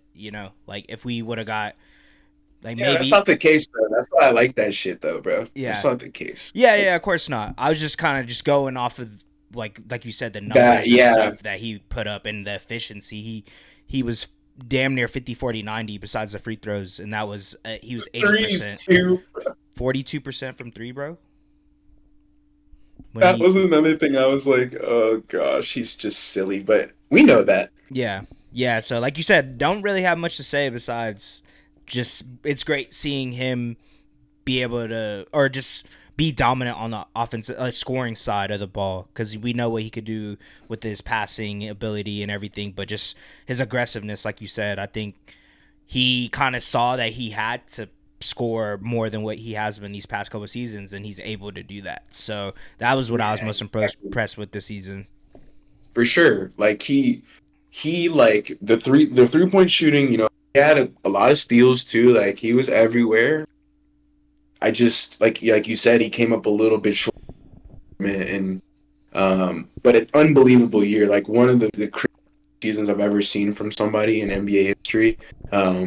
But I think the him being the second person on the list tells you, I think, kind of like the season that the next person had too. Like I don't think there's nothing like Nikola Jokic is literally one of the greatest players I've ever seen, like no doubt. And this season was another kind of testament to bro, and I will be back next year. Like I don't think it's gonna stop anytime soon. So shout out Nikola Jokic, the Joker.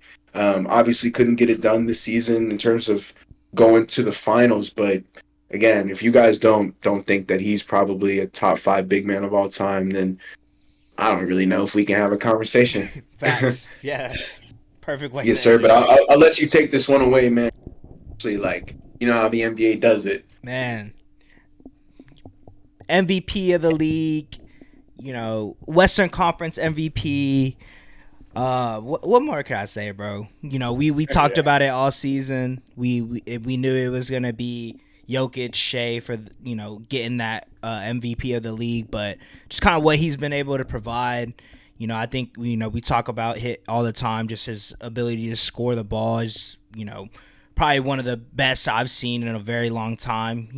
I would compare it to Kobe. I wouldn't say it's one and the same, but I think it's the mid range and the head fakes, and a lot of people talk mess about him being a free throw merchant, and I don't even want to have those type of conversations. Like you said, if you don't think Jokic is a top 5, and I think Yeah, if you think Shea is a free throw merchant, I don't know if we can talk, but it's one of those things, bro. It's just kind of like what you were saying about you said about JB, right? Just his leadership. Oh no, I think you said about yeah, Cade. You said about Cade. yeah, Just kind of Shea being the spearhead to how successful we've been this season, and just seeing what exactly. I've talked to you about it a lot throughout this whole season as we shot our pods. It's whenever he's on the court, he just kind of has I feel like everyone just gets a little bit like a boost of confidence in everyone's game, just because they know that they can rely on Shea if they need to get a bucket or even get a stop. Obviously he's one of the better defenders, defending point guards in the league. He's not the best, but he can hold his own, and I think that has a huge part to do the conversation for the MVP as well. Like he may not be putting up these 30-point triple doubles, but just what he's able to provide on the defense side of the ball, and just kind of being the leader of a young group of guys that we were number 1 seed last season, but I think this was our year where we kind of proved to everyone why we are one of the best teams, if not the best team in the league.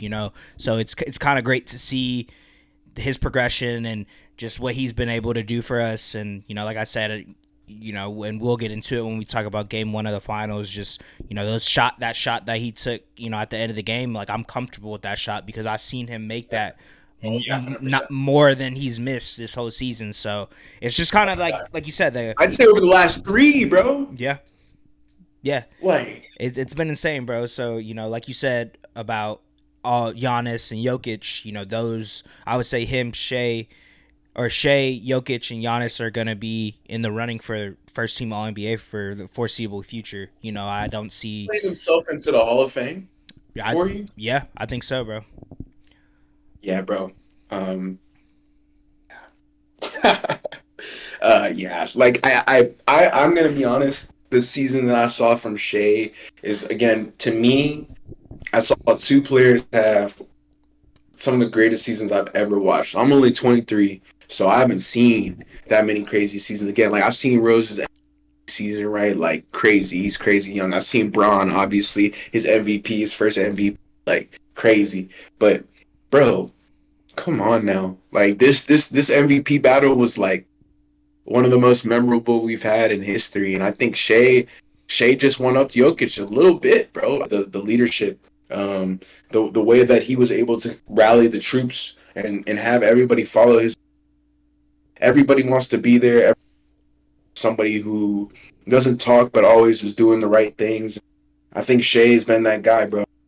He always says it in his interviews. He's always like, I just try to lead by example, and that's honestly like the bow that I have is like just to put on that is like he led by example on a defensive side of the ball, especially.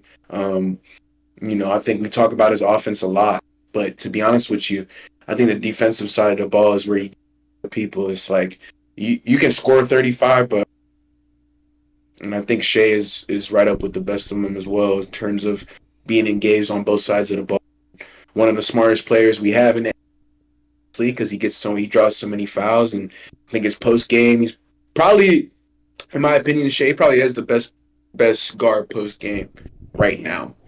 Even over Luka, because Luka ain't been showing it to me too much, but I think Shea in the post, he's probably got the best post game for a guard. So Okay. him and Brunson. I was gonna say, what about Brunson? That's what I was just about Yeah, to him say. and Brunson. Yeah, him and Brunson. Like they right next to each other. I think with their back to the basket, what Shea was able to do in the mid range, his true shooting percentage, all the stats are crazy. Like I don't know, bro. Shout out the NBA. Like they did it.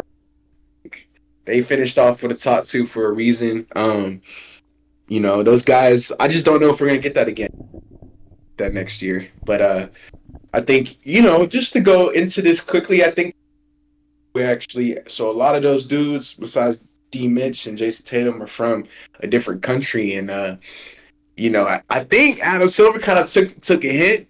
He's changing up the All-Star game format, bro, to Team World versus Team USA. Obviously, Victor Wembanyama would probably have made first team potentially if he was healthy throughout this season. Mm-hmm. What are your thoughts about Jokic, Giannis, Wemby, Şengün, like anybody else really like battling up against even like you could say Cat could be world, like he may not Yeah. be America. So Yeah. like what do you think about that, man? Like how do you feel like that's gonna shape up for next season? I think it's, we talked about it a little bit earlier. You brought it up as well. Just it I feel like it's a good switch up. I feel like that's been the thing with the league. Adam Silver's been trying to figure out how to make the All-Star game competitive, and this past year with the draft, I wouldn't say it wasn't competitive, but there was moments where it was kind of, wasn't the greatest. Let's just say that. And I feel like with them doing this USA versus World, I feel like it's going to shake things up a little bit. I think it's kind of needed for the All-Star weekend, and especially the game, and just kind of showing. I feel like it's going to be a little bit more, feisty now, I guess is a good way. Prideful too. Rap, Yeah. prideful. Like, okay, like y'all are from USA. Okay, well, we also hoop too. We're not from here, but we could get to it. And like you said, the top three players in the league are all from different countries. So World, right? it's gonna be. I'm excited, bro. I feel like it's gonna be a good change, and I think people are probably gonna be playing with a little more, like you said, pride, and just take it a little more like serious. Siakam and Jamal Murray will play, like players that because they're gonna pick for the world, so the Mm-hmm. best players from different countries. Mm-hmm. So like you'll see a Siakam and a Jamal Murray, and you'll have to deal with that. Like it's Hey, is gonna. I Jamal already Murray know. gonna get his first All Star appearance next year? I think he could from that. Yeah, I Me think too. so. Yeah. Why? Yeah. Why wouldn't they put him? Like I think they're gonna put him with Shea, and they're gonna. Yeah. Like I totally see it. I think it's a smart. Basically, the reason I'm agreeing is I think it's smart because it's gonna let people play with like to be honest, I don't know if Jokic really wants to play with like again, like he's gonna play with Luka too. Like again, if Luka can be healthy, like Luka will be out there. But I don't think he wants to play with like Braun and all these other dudes. Like I think they would rather play with like guys that they know aren't from here. Right. And that's just the truth because they all kind of felt the same way at some point, right? Like they just like the new kids on the block into the NBA until they won. And so guys like Luka and Shea and Yoke and Giannis and Wemby and like guys who really hoop for real, like they're gonna want to hoop for sure. Like I already see it low key more so than like just picking teams and tossing the ball up. Cause that's one thing, bro. Hee hee ha ha. But like if you playing for your country, it's a little different. Yeah. 100%. Like you're gonna feel some type of way when you get scored on, and especially when it's America, because it's gonna bother you. Like we got Curry, we got Captain, we got Like we got cold players, bro. Like I ain't even worried about that. So that Yeah, I'm excited I'm honestly for excited. next Yeah, year because like I'm American, bro. So I'll see y'all. Like I it's don't know if Wemby really got it like that. it's gonna be like some Olympics type shit. You know, it's gonna be dope. Exactly. Exactly. Like I could definitely like we got K. Like we got some cold players, bro. Like I'm not really. That's where my first thought went to is like I'm gonna be like I'm not really that like y'all can have Jamal Wemby and Yoke. They're good though, bro. They are cold. Like Yeah, yeah, yeah. It's gonna be good. I'm Jay's excited, bro. cold, bro. You know what I'm saying? But yeah, I think that's interesting. I didn't want to talk to you about that because they do dominate the first team All NBA usually. Usually guys from different countries, so that's very interesting. But Hmm. man, let's get into this NBA Finals, man. Take it home. You know, uh, I honestly, I'll get into my thoughts. I'll let you finish out with them. But hey, 19 turnovers in the first half from the Pacers. I mean, sloppy basketball. Like, let's be honest, man. They didn't seem ready. The Thunder punched them in the mouth. The Thunder were holding a I would say like 9 to 15 point lead throughout this game the entire way. Um, the Thunder dominated in terms of like style of play. So they made the Pacers play the brand of basketball that the Thunder wanted to play. I think whenever they got hit in the mouth, though, the thing that the Pacers always did was they stayed within reach. Like I remember going into halftime and texting the group chat, crickets, obviously, because the Pacers are not some like basically every other team that OKC played in the playoffs. Let's go the rope, so that's why they win by 30. Okay, cool. We're down by 15. Screw it, whatever. But the reason I texted that is because I know the Pacers. This is where they're comfortable. Like they turn the ball over 30 times, 15 points, and they don't really care. They kept on fighting, and the first half for me was just Shea getting to it, man. I think he came out with an aggressive I've never seen before from him because I've never seen him play in the finals. So I really wanted to see what it looked like for him, and we talked about it off camera. He was going for broke pretty much. I mean, he attempted like 30 shots in this game. Clearly, like wanting the challenge of being like, yeah, no, I know I have to do something here. Like I can't go ghost. So I like that. I like that. I saw guys getting ready, like again, Caruso, J-Dub, like they were contributing, especially in the first half offensively. I think a lot of buckets were scored in transition because they were picking the Pacers pocket. Some, you brought up a good point. A lot of dead ball turnovers, which is really able to get out on the break, which is what the Thunder love to do, just like the Pacers. But I think at times the Thunder sometimes just get comfortable, whenever they have that lead going.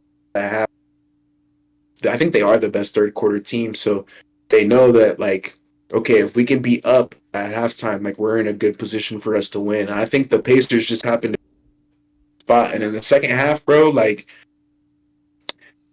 again, it's not that they made a run because they were down like The whole 10, game, literally 11 the whole points the game. whole way. It was the fact that they were okay, the Thunder go up 16, 17. They hit it 3, 14. It's those little jabs, and the way I like to series is Thunder knockout, Pacers jab. Like the Pacers like to fight. They don't mind that. Okay, you guys think we're down 20 points? Like if we hit two threes, it's back to 14, Yeah. which isn't that many points. You know what I'm saying? So I saw Obi Toppin, Andrew Nem, Pascal Siakam, who we talked about earlier, and we talked about very highly, had another great game. Just the consistency. Whenever they needed a shot, the Pacers hit a shot, and I think the Thunder's defense started to get rattled as they noticed that the Pacers, the way that they play, and you bring this up, but they play a very pass heavy style offense. So a lot of five out, a lot of passing, not a lot of dribbling at all, and that can get really tiring to do across 48 minutes, especially when you have guys like Benedict Mathurin who aren't afraid of the challenge, guys who are willing to dive on the floor like Obi Toppin for loose balls. When I saw Obi Toppin dive for a ball that he couldn't even get, I was like, the Pacers want to play here. Like, there's nobody else dives for that. Like, you're not gonna get the ball. I know people on the Thunder who wouldn't dive, but I'm like, that's like the Pacers have those players. Like, I know you're about to talk about it. They have that continuity. Set it up. earlier, but they've been here so many times. I think they're 8-1 in clutch games, and they know if they can cut it to 4 or 5, they have an opportunity. So they hung around all game. Uh, I noticed. Let's see, what did I notice? I noticed that outside of Shea, there wasn't a ton of scoring in the second half. There was a lot of timidness on the offensive side of the ball from the Thunder, which was kind of worrisome, but I think they were trying to get a feel for the game, honestly. Like, I don't think it was like something where the lights were too bright or people were scared to shoot. I just think they were trying to understand, like, man, okay, what are we going to do here? Like, the Pacers are kind of good. They're good.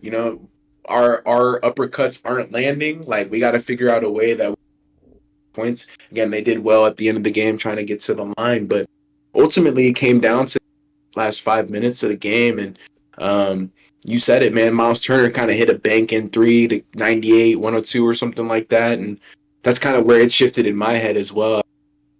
If Luck's on their side, anything can happen now because the shots are. I think the Pacers in the last 5 minutes again went 8 of 10. I said 9 of 10 earlier. It might have 80% in clutch time. Andrew Nemhard with a hezzy pull over Shea. Like there's a lot of buckets where I thought, if that goes in, like so be it. Like I don't know if that's gonna go in every single night, but it did on Thursday.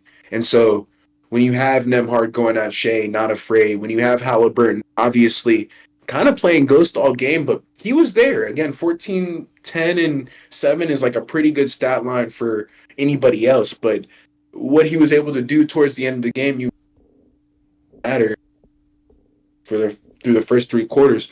All that matters is if the Pacers are within reach, like they got a chance. If it's less than 10, it's 5 minutes to go. Like the way that their players play, Neesmith, Siakam, like Neesmith hit a big bucket. Like everybody gets involved late in the game, and I think the Thunder just were kind of shell shocked. Like that's the word. Nobody else could really score down the stretch other than Shea, and Shea is gassed. He's doing everything he can. I think he was the only person to. I think him, maybe Caruso, scored late. Maybe I think it was really just Shea in the last 3 minutes. Yeah, but I think Caruso got like a tough and one. And one, yeah, I think that's what it was. Throw, but yeah, it he missed a lot of offense. There was no offense. Yeah, I remember that. I was like, oh, I guess Shea in the fourth quarter when it matters. Mm-hmm. But I'll let you get into your thoughts because I don't even we'll talk about what happened with Hallie at the end, but just I think it speaks to the Pacers culture. They hang around, like I said, they jab, they weave. They continue to battle back, and they always keep it within reach. They never let go of the rope. It's a lot of teams will let go of the rope at 15 or 20 points. And the Pacers know if they can hit a couple of threes, if they can get somebody going, and that person was Nemhard, especially before the end of the game. He hit a couple big buckets that I don't know if he didn't hit. I don't think the Pacers would have been able to really. I'm not going to speak about it, but Hallie hit a game winner, but I don't know if that would have been in the cards for them if Andrew Nemhard was playing. Right. And so towards the end of the game, the turnovers, I think it didn't impact them as much because of their clutch shot making, which is a possibility. You could turn the ball over 30 in the last 4 minutes and hit 3 threes. Yeah, you might win the game. But I think it was kind of fluky. But I have Thunder in 7. Gotcha. Yeah, no, bro. You explained it perfectly, bro. To start off the game, we actually switched up our lineup. We started Case and Wallace and benched Isaiah Hartenstein. And, kind of, I see why. Pacers are, like you said, one of the best offenses in the league, if not the best, and they pass the ball a lot. So we wanted to go small so we'd be able to be a lot more versatile on the perimeter and kind of be able to help out whenever we can. And Chet is obviously going to be behind us in the paint. So, I see why. Just a little, first game of the finals, kind of shocking. I think it goes to show the amount of respect that we have for the Pacers. I think that was my main thing kind of leading up into the game. But like you said, bro, it's just they just stuck around the whole game. Like you said, we would be beating them by 15. They would come down, hit 2 threes. Now it's 9. And, like you said, without Shea, obviously this game would have been completely different. But like you said, J Dub had a really good game, not just scoring, but just kind of everything else he's been able to Yeah, provide for us. defense, And rebound. you know, you you didn't bring him up, and I'm surprised because we were talking Yeah, about I it. was gonna let you do it. I was gonna let you do it. I was like, That man Lou Dort, but bro. Like you yeah, said, hit five that threes. block, bro. Oh Oh my man. gosh, Oh man, he like first team all defense, bro. What can I say? bro. But I'm telling you, bro. it's one of those series. It's gonna be one of those series, man. And a lot of I think Richard Jefferson, Doris That's Burke were crazy. saying it throughout the whole game. The Pacers, they're a 48-minute team. Like you said, we were going against a lot of other teams that kind of would just throw in the towel towards the end of the game, or they just kind of get overwhelmed with the pressure that we have on the defense side of the ball, and the Pacers are comfortable in those type of Right, situations. And I think it kind of just credit to their offense. They kind of just they have Reese, they have Pascal, but if they didn't even have the greatest game that of their playoff careers, and they were still able to get this win because of, like you said, Nemhard, Obi Toppin making what is it, five five threes. It's dribbles. it's it's tough, bro. It's hard when we're Shea's coming down the court, hitting a tough mid range shot, getting to the rim, up and under, and they just come down, get a wide open three, and that's literally, I talked to you about it, bro. The type of defense, yes, this is probably one of the greatest defenses we've seen personally, and even in the league, numbers show that, but just kind of the offense that the Pacers run is exactly how you beat Perfect. us. It's a perfect counteract for our type of defense we play, because we're going to leave that corner three open. That's just the type of defense we play. I think we're going to rely on them to hit their shots, and I don't like that, because specifically with this team, this is the best three-point shooting team in the playoffs, so it's kind of hard Oh, yeah, to you know think that's a good idea still. Not saying, we're not going to make adjustments, but, kind of should have expected that type of play from them, and I think that's kind of what, as I was watching, just like you said, they're hitting us with jabs all game. We're going to try to hit them with a big uppercut, and we were missing some certain shots, but it's tough when, they've done this before. They've done this multiple times this playoffs, and the fact that they were able to do it again against us, when we're at home at the Paycom Center. It sucked, bro. It was one of those games where, like I told you, once I saw Miles Turner hit that, side step off the bank three, I was like, it's gonna be one of those games, bro. And then once I saw Shea miss that shot, I was like, fuck. I had a feeling, bro. I had a feeling that Hallie was gonna come me down and too. hit that shot. It just was in the air, just the way that they had been playing. And even if they missed, yeah, it would have been the same type. We would have won by one. So it's a same, different, just flip of the coin. I think they, if we're gonna beat the Pacers, we're gonna have to figure out how we could get a better flow of offense going. And obviously we weren't hitting all of our threes. I think we kind of went cold towards the really second half. I don't know if you even Oh I yeah, don't the know if first we even half was made it. great. I would say I don't even know if we might have made one or two. I remember them showing up a stat and we were like 0 for 8 in the second half on threes. So it's tough when, like you said, they went 8 for 10 from the field in the fourth quarter. So it's hard when, and we have a great defense. It's just their offense kind of counteracts that in a sense when they have five players that can hit threes, got a couple players. The thing that I noticed as well, like you said, you brought him up, Nemhard with the nasty hezzy side step to the three over Shea.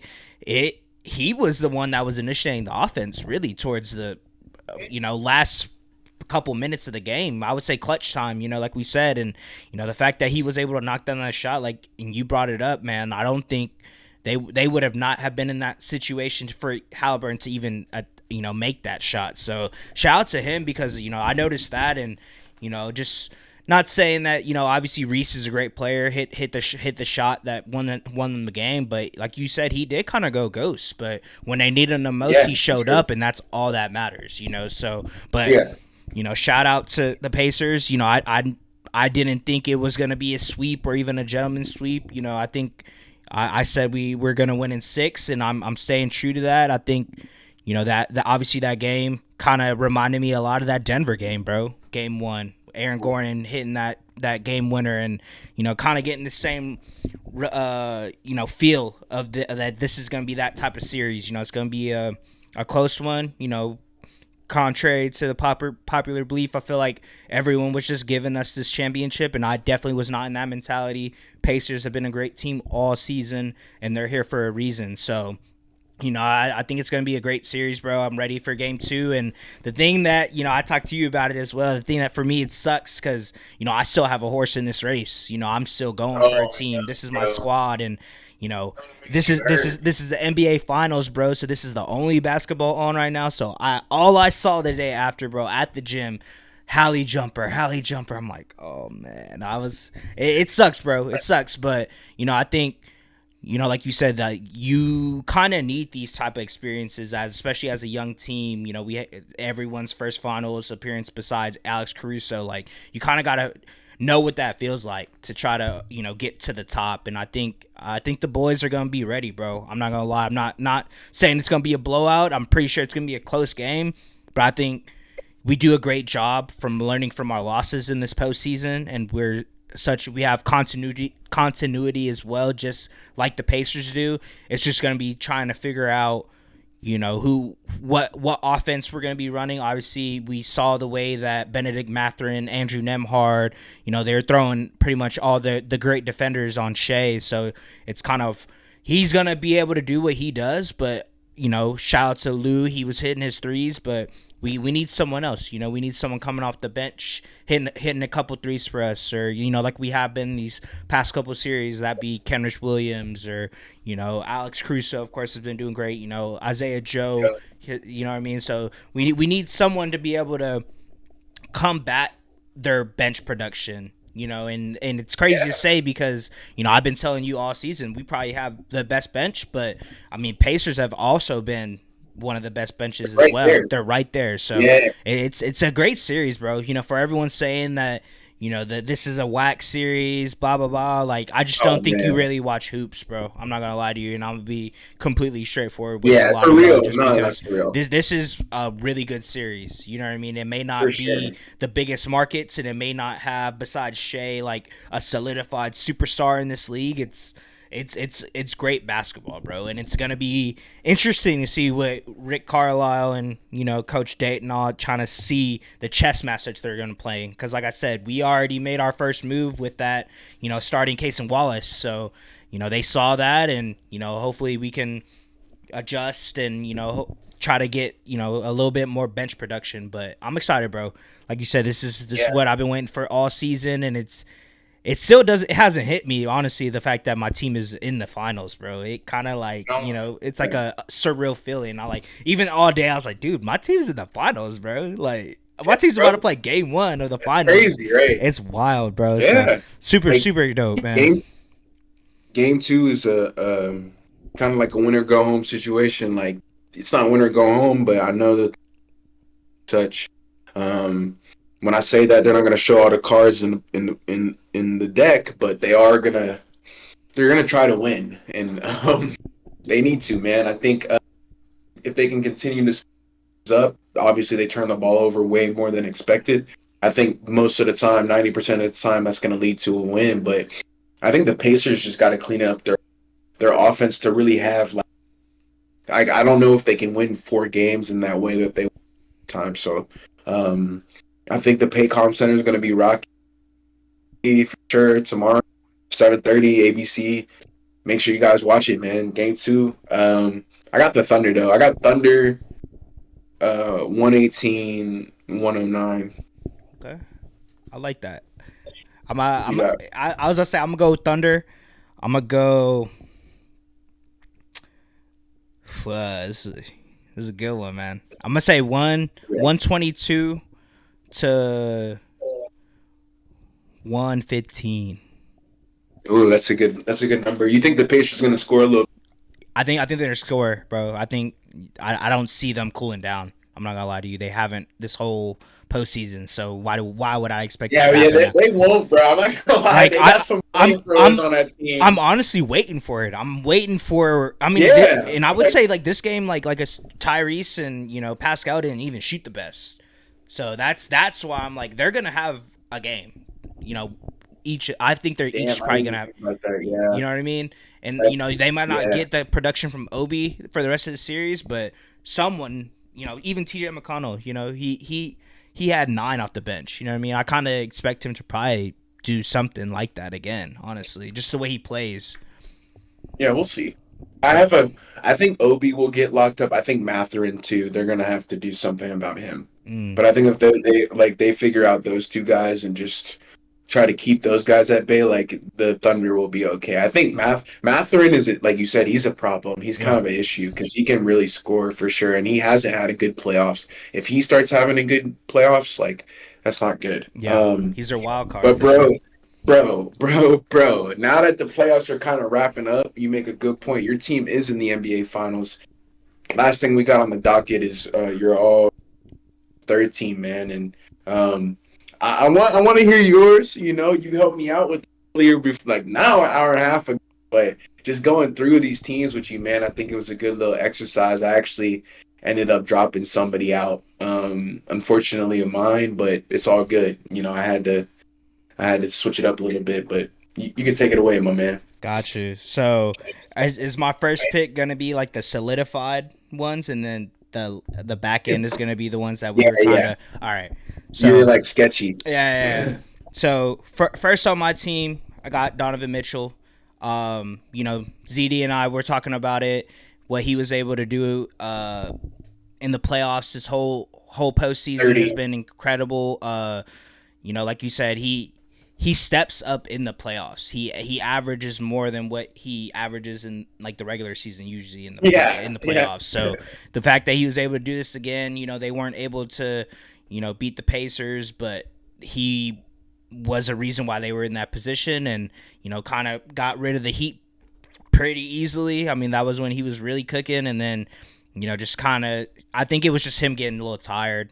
I think Yeah. he didn't have I think DG was kind of in and out of the lineup, so just kind of what he was able to provide for them, and I think we were looking at it. He averaged what almost 30, Yeah, 29.6. So 29 something. Yeah. it's crazy Like you said. what he's been able to do, and just kind of get them to the second round. I think that's the thing, right? Donovan Mitchell hasn't made it past the second round his whole career, but Yeah. he still puts up crazy numbers, and he's rightfully in that spot for me. Solidified third team, had to put him there. Second was definitely Cade. Gotta have Yeah. Cade in there, bro. What he was able to do, bro. Just we talked about him earlier in this episode. Just getting those 2 wins, kind of showing that Detroit is gonna be a problem for the next couple of years and foreseeable future. Just kind of. He just proved to us, I mean, I think, like you said, writing on the wall, right? Is Cade really a superstar? Can he do this in the Literally. NBA?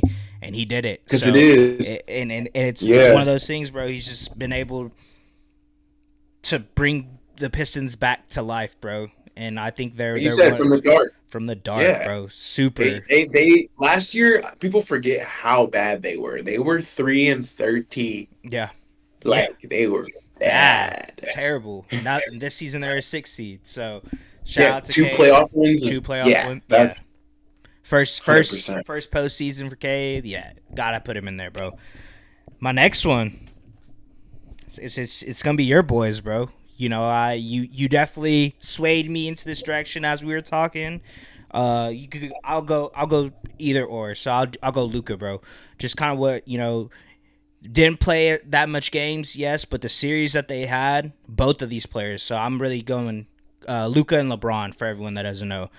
What they were able to do against the Timberwolves, I mean, one of the best defenses in the league, if not the best behind us, I would say, if anything, just I agree. what they're able. It just amazes me, bro. Like they didn't really have that much help from anyone else throughout this postseason, but they put up the numbers that I think are rightfully so to be on the third team. And oh, before I finish, do you want to explain to the people kind of what we were going Yeah, through? the category. Yeah. That you want to go over that real quick? I knew you were gonna get into that, bro. I thought you might do it after, but I will explain because for us, we were thinking about stats, but also winning. So it's not just, oh, this person's getting the most points per game. Paolo, Franz Wagner, like they were scoring a lot of points. For me, CJ almost swayed me to Paolo, but I had to kind of relook at some things, and I was like, the Timberwolves were pretty freaking good. Western Conference team, like they were. So if you were hooping against them, but to the point is that was our category. Is like who had the stats, but who was also translating those stats to winning. Right. Because you guys are gonna see, like when we get into our first team, it might be kind of shocking. Right. And then I don't know. If you watch basketball, it won't be. It won't be. I don't think so. If you're watching the playoffs, I think everyone kind of knew, kind of consensus. Yeah. But can see it. Kind of to round off the last spot for my third team, you brought him up. I think this is a player that for his his first season or first postseason of his career. Postseason, yeah. So the one and only, the forward in Orlando. That man Paolo Banchero, man. I think he had a great series, and it's dope to see because I talked about him and Franz being not I would say a problem. I guess obviously it didn't translate to wins, but Paolo and Franz both put up great numbers against the Celtics, who were the reigning NBA champions. They have a pretty good defense. Wouldn't say as great as the Timberwolves, like you were saying, but just kind of seeing what he was able to do. On that big stage against, a previous champion, I got to give him his flowers. He averaged 30, 8 and 4. Yeah. So 4. what he was able to do, I think it's kind of in a sense of what we were saying about Cade, right? Paolo's a great player. Can he do it on the biggest stage? And he proved it to me. Honestly, I think I was going through the numbers earlier with you. He had like a 7. He had like a 1 dud for the first game, and then all the other games he was averaging like 30. So it's great to see. I think what I want to see from him, kind of just get a better jump shot. I don't know if that'll happen. A 3-point shot and even more consistent from the mid range. I feel like Paolo gets his buckets a lot at the free throw line, and he'll get it by attacking smaller guards, which you got to do what you got to do. But I think for him to take that next leap is developing that jump shot, and I think he'll get it, bro. Honestly, I don't see him slowing down. He's that type of player that has proven to me that he's working on his game every single season, and it's dope to see that a young player. We're in good hands. Essentially, is what I'm trying to get to. Just a good young player that. First postseason, and he was able to do his thing. Obviously, he didn't win, but I got to give credit to them. I'm a low key Orlando Magic 100%. Fan. Nah, bro, for sure. And you almost switched then, man. Like I'm not gonna. The person I was thinking about bumping for Paolo, I'm like, man, bro, like Paolo was hooping for sure. We talked about it for like 20 minutes, so. Trust me, we thought about it, but I'll get into mine, man.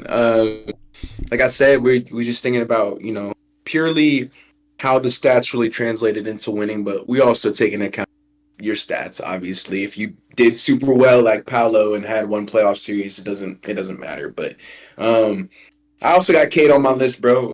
For me, it's like the assists and the points. Like maybe it's not the best from the field, but. First time in the playoffs, first playoff series against a really good Knicks team, and goes out there, gets you 23, 24 points a game with 9 assists, 10 assists. So, like, he answered kind of the questions that we've been asking of him, and I think you said it best, bro. Like, the are going to be foreseeable future, and where the Celtics are kind of allows for the East to be wide open. So I wouldn't be shocked if we see the Pistons moving on to the second and third round in the years. So, shout out Cade Cunningham, man. And I also got D. Mitch on my list, bro. He wasn't solidified.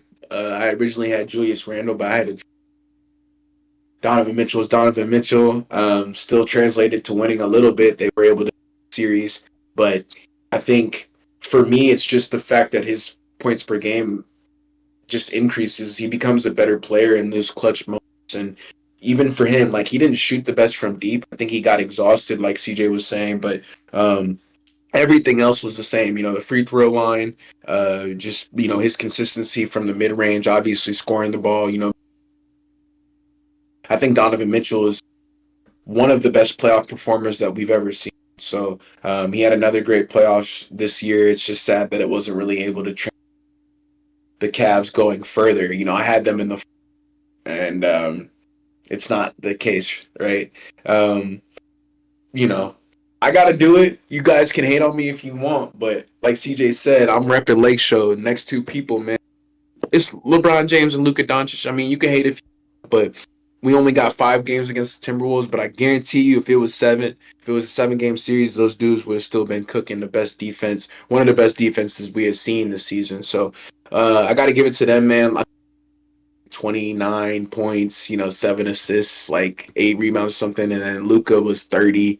I think the assist for Luka was what was low, right? He was getting like 10 rebounds. I think like 5 assists, maybe 6 assists. He was getting 7 rebounds, 6 assists. Yeah, 7 boards, like 6 assists. So it wasn't like he was doing anything too crazy, but those numbers are still much better than anybody else's. So we gotta still show love to them. So like CJ was saying, it can get kind of annoying, but they are gonna be there. And this last person, so I'm glad to talk to you about this, man. We ran through it for the culture, but you had Paolo, Steph. I think Steph, for me, I feel like they could have beaten the Timberwolves if they had Steph Curry in the lineup healthy. I think taking the Rockets 7, what he was able to do from really just wearing, wasn't like he scored 30 fucking points, but he was getting 23 on good efficiency and making it tough for teams to be able to guard him. And I think the Warriors had a better playoff run than really anybody else on this list, in my opinion, of their teams, right? So I think they were able to play through Jimmy Butler, but I think the main reason they got that far was because of Steph Curry, and so that's why I firmly have him on that list. Is I feel like what he was doing was contributing to winning, so I feel like he makes my spot. Yeah, I'm not mad at it, bro. I had to. That last spot was tricky, man. We kept going back and forth, and this and that. I was like, you know what, I'm gonna go with Paolo, but I'm not mad at Steph, bro, because like you said, if he was healthy, that Timberwolves series would have been a completely different series. So I think they would have lost, low key. Yeah, I agree. Me too. But I don't know. We'll never know. We'll never know. That's why I love basketball, man. Like, wow, what an episode, man! Banger. That was a good one. That was 2 hours, bro. No problems with me. I think we needed to hit the 3-man community with something big, and I'm glad to you guys, man. We had a week. Me and CJ, we love hoops. We've been staying close to it, and just being able to come on here and talk, it's amazing. I'll see. Yeah. So it's crazy. We're in the finals now, man. Finals, bro. It's been a great season, bro. I appreciate you for coming along the journey with me, and being able to shoot these podcasts and show it to the people that are interested in hoops and trying to keep up with it. It's been super dope, bro. So super grateful for everything, and appreciate you for doing this as always. Appreciate your time, bro. Was there any other last comments you want the audience to know, bro, before we head out? Shit. No, not really. Just like no. Or watch the Mind the Game episode with Luca. That one's good. They talk about some cool stuff. They talk about the playoffs. The off season is gonna be filled with a lot of stuff, but we gotta see how the final shapes up, man. I think the compromise was like I wanna see who does the best at each position, bro. I think that's what it's gonna come down to. If we have Shea out hooping Halliburton, that's one thing, but Miles Turner hitting banking through Chet's shit, like it's gonna be a problem, bro. So we're gonna see how the series shapes up. But other than that, just watch Go Late Show. I don't know. Yes, sir. Yeah. I was about to say, just Thunder up, baby. Ready for game 2. Super excited to see the adjustments that we make, and hopefully the boys can get a dub, bro. Like I said, it's been it's been a little different vibe for me right now. A little anxious and just ready for the next game at this point. And like I said, the fact that this is the only game on for basketball, we're on the main stage, and it's just like everybody's talking about us. So it's a weird feeling. I feel like that I haven't felt like this in a while, and just ready to see what we can do, bro. Ready to get this win tomorrow, and hopefully be able to raise that Larry O'Brien at the end of the day. For sure. Hey, Jackson. Hey, Cuzzo, you right, bro. Like, the Pacers got a chance, but I don't think so, bro. I don't think so. So that one's for you if you made it that far. But I think that's going to do it for Three Man Weave. You guys, like the episode, leave a like, comment, subscribe. Obviously, you guys know the deal. We got to plug that. But make sure you guys are watching hoops, bro. I think that's really what me and CJ both want to say. So that's going to do it for the boys over here at Three Man Weave. We'll catch you guys next time. Peace. Three Man.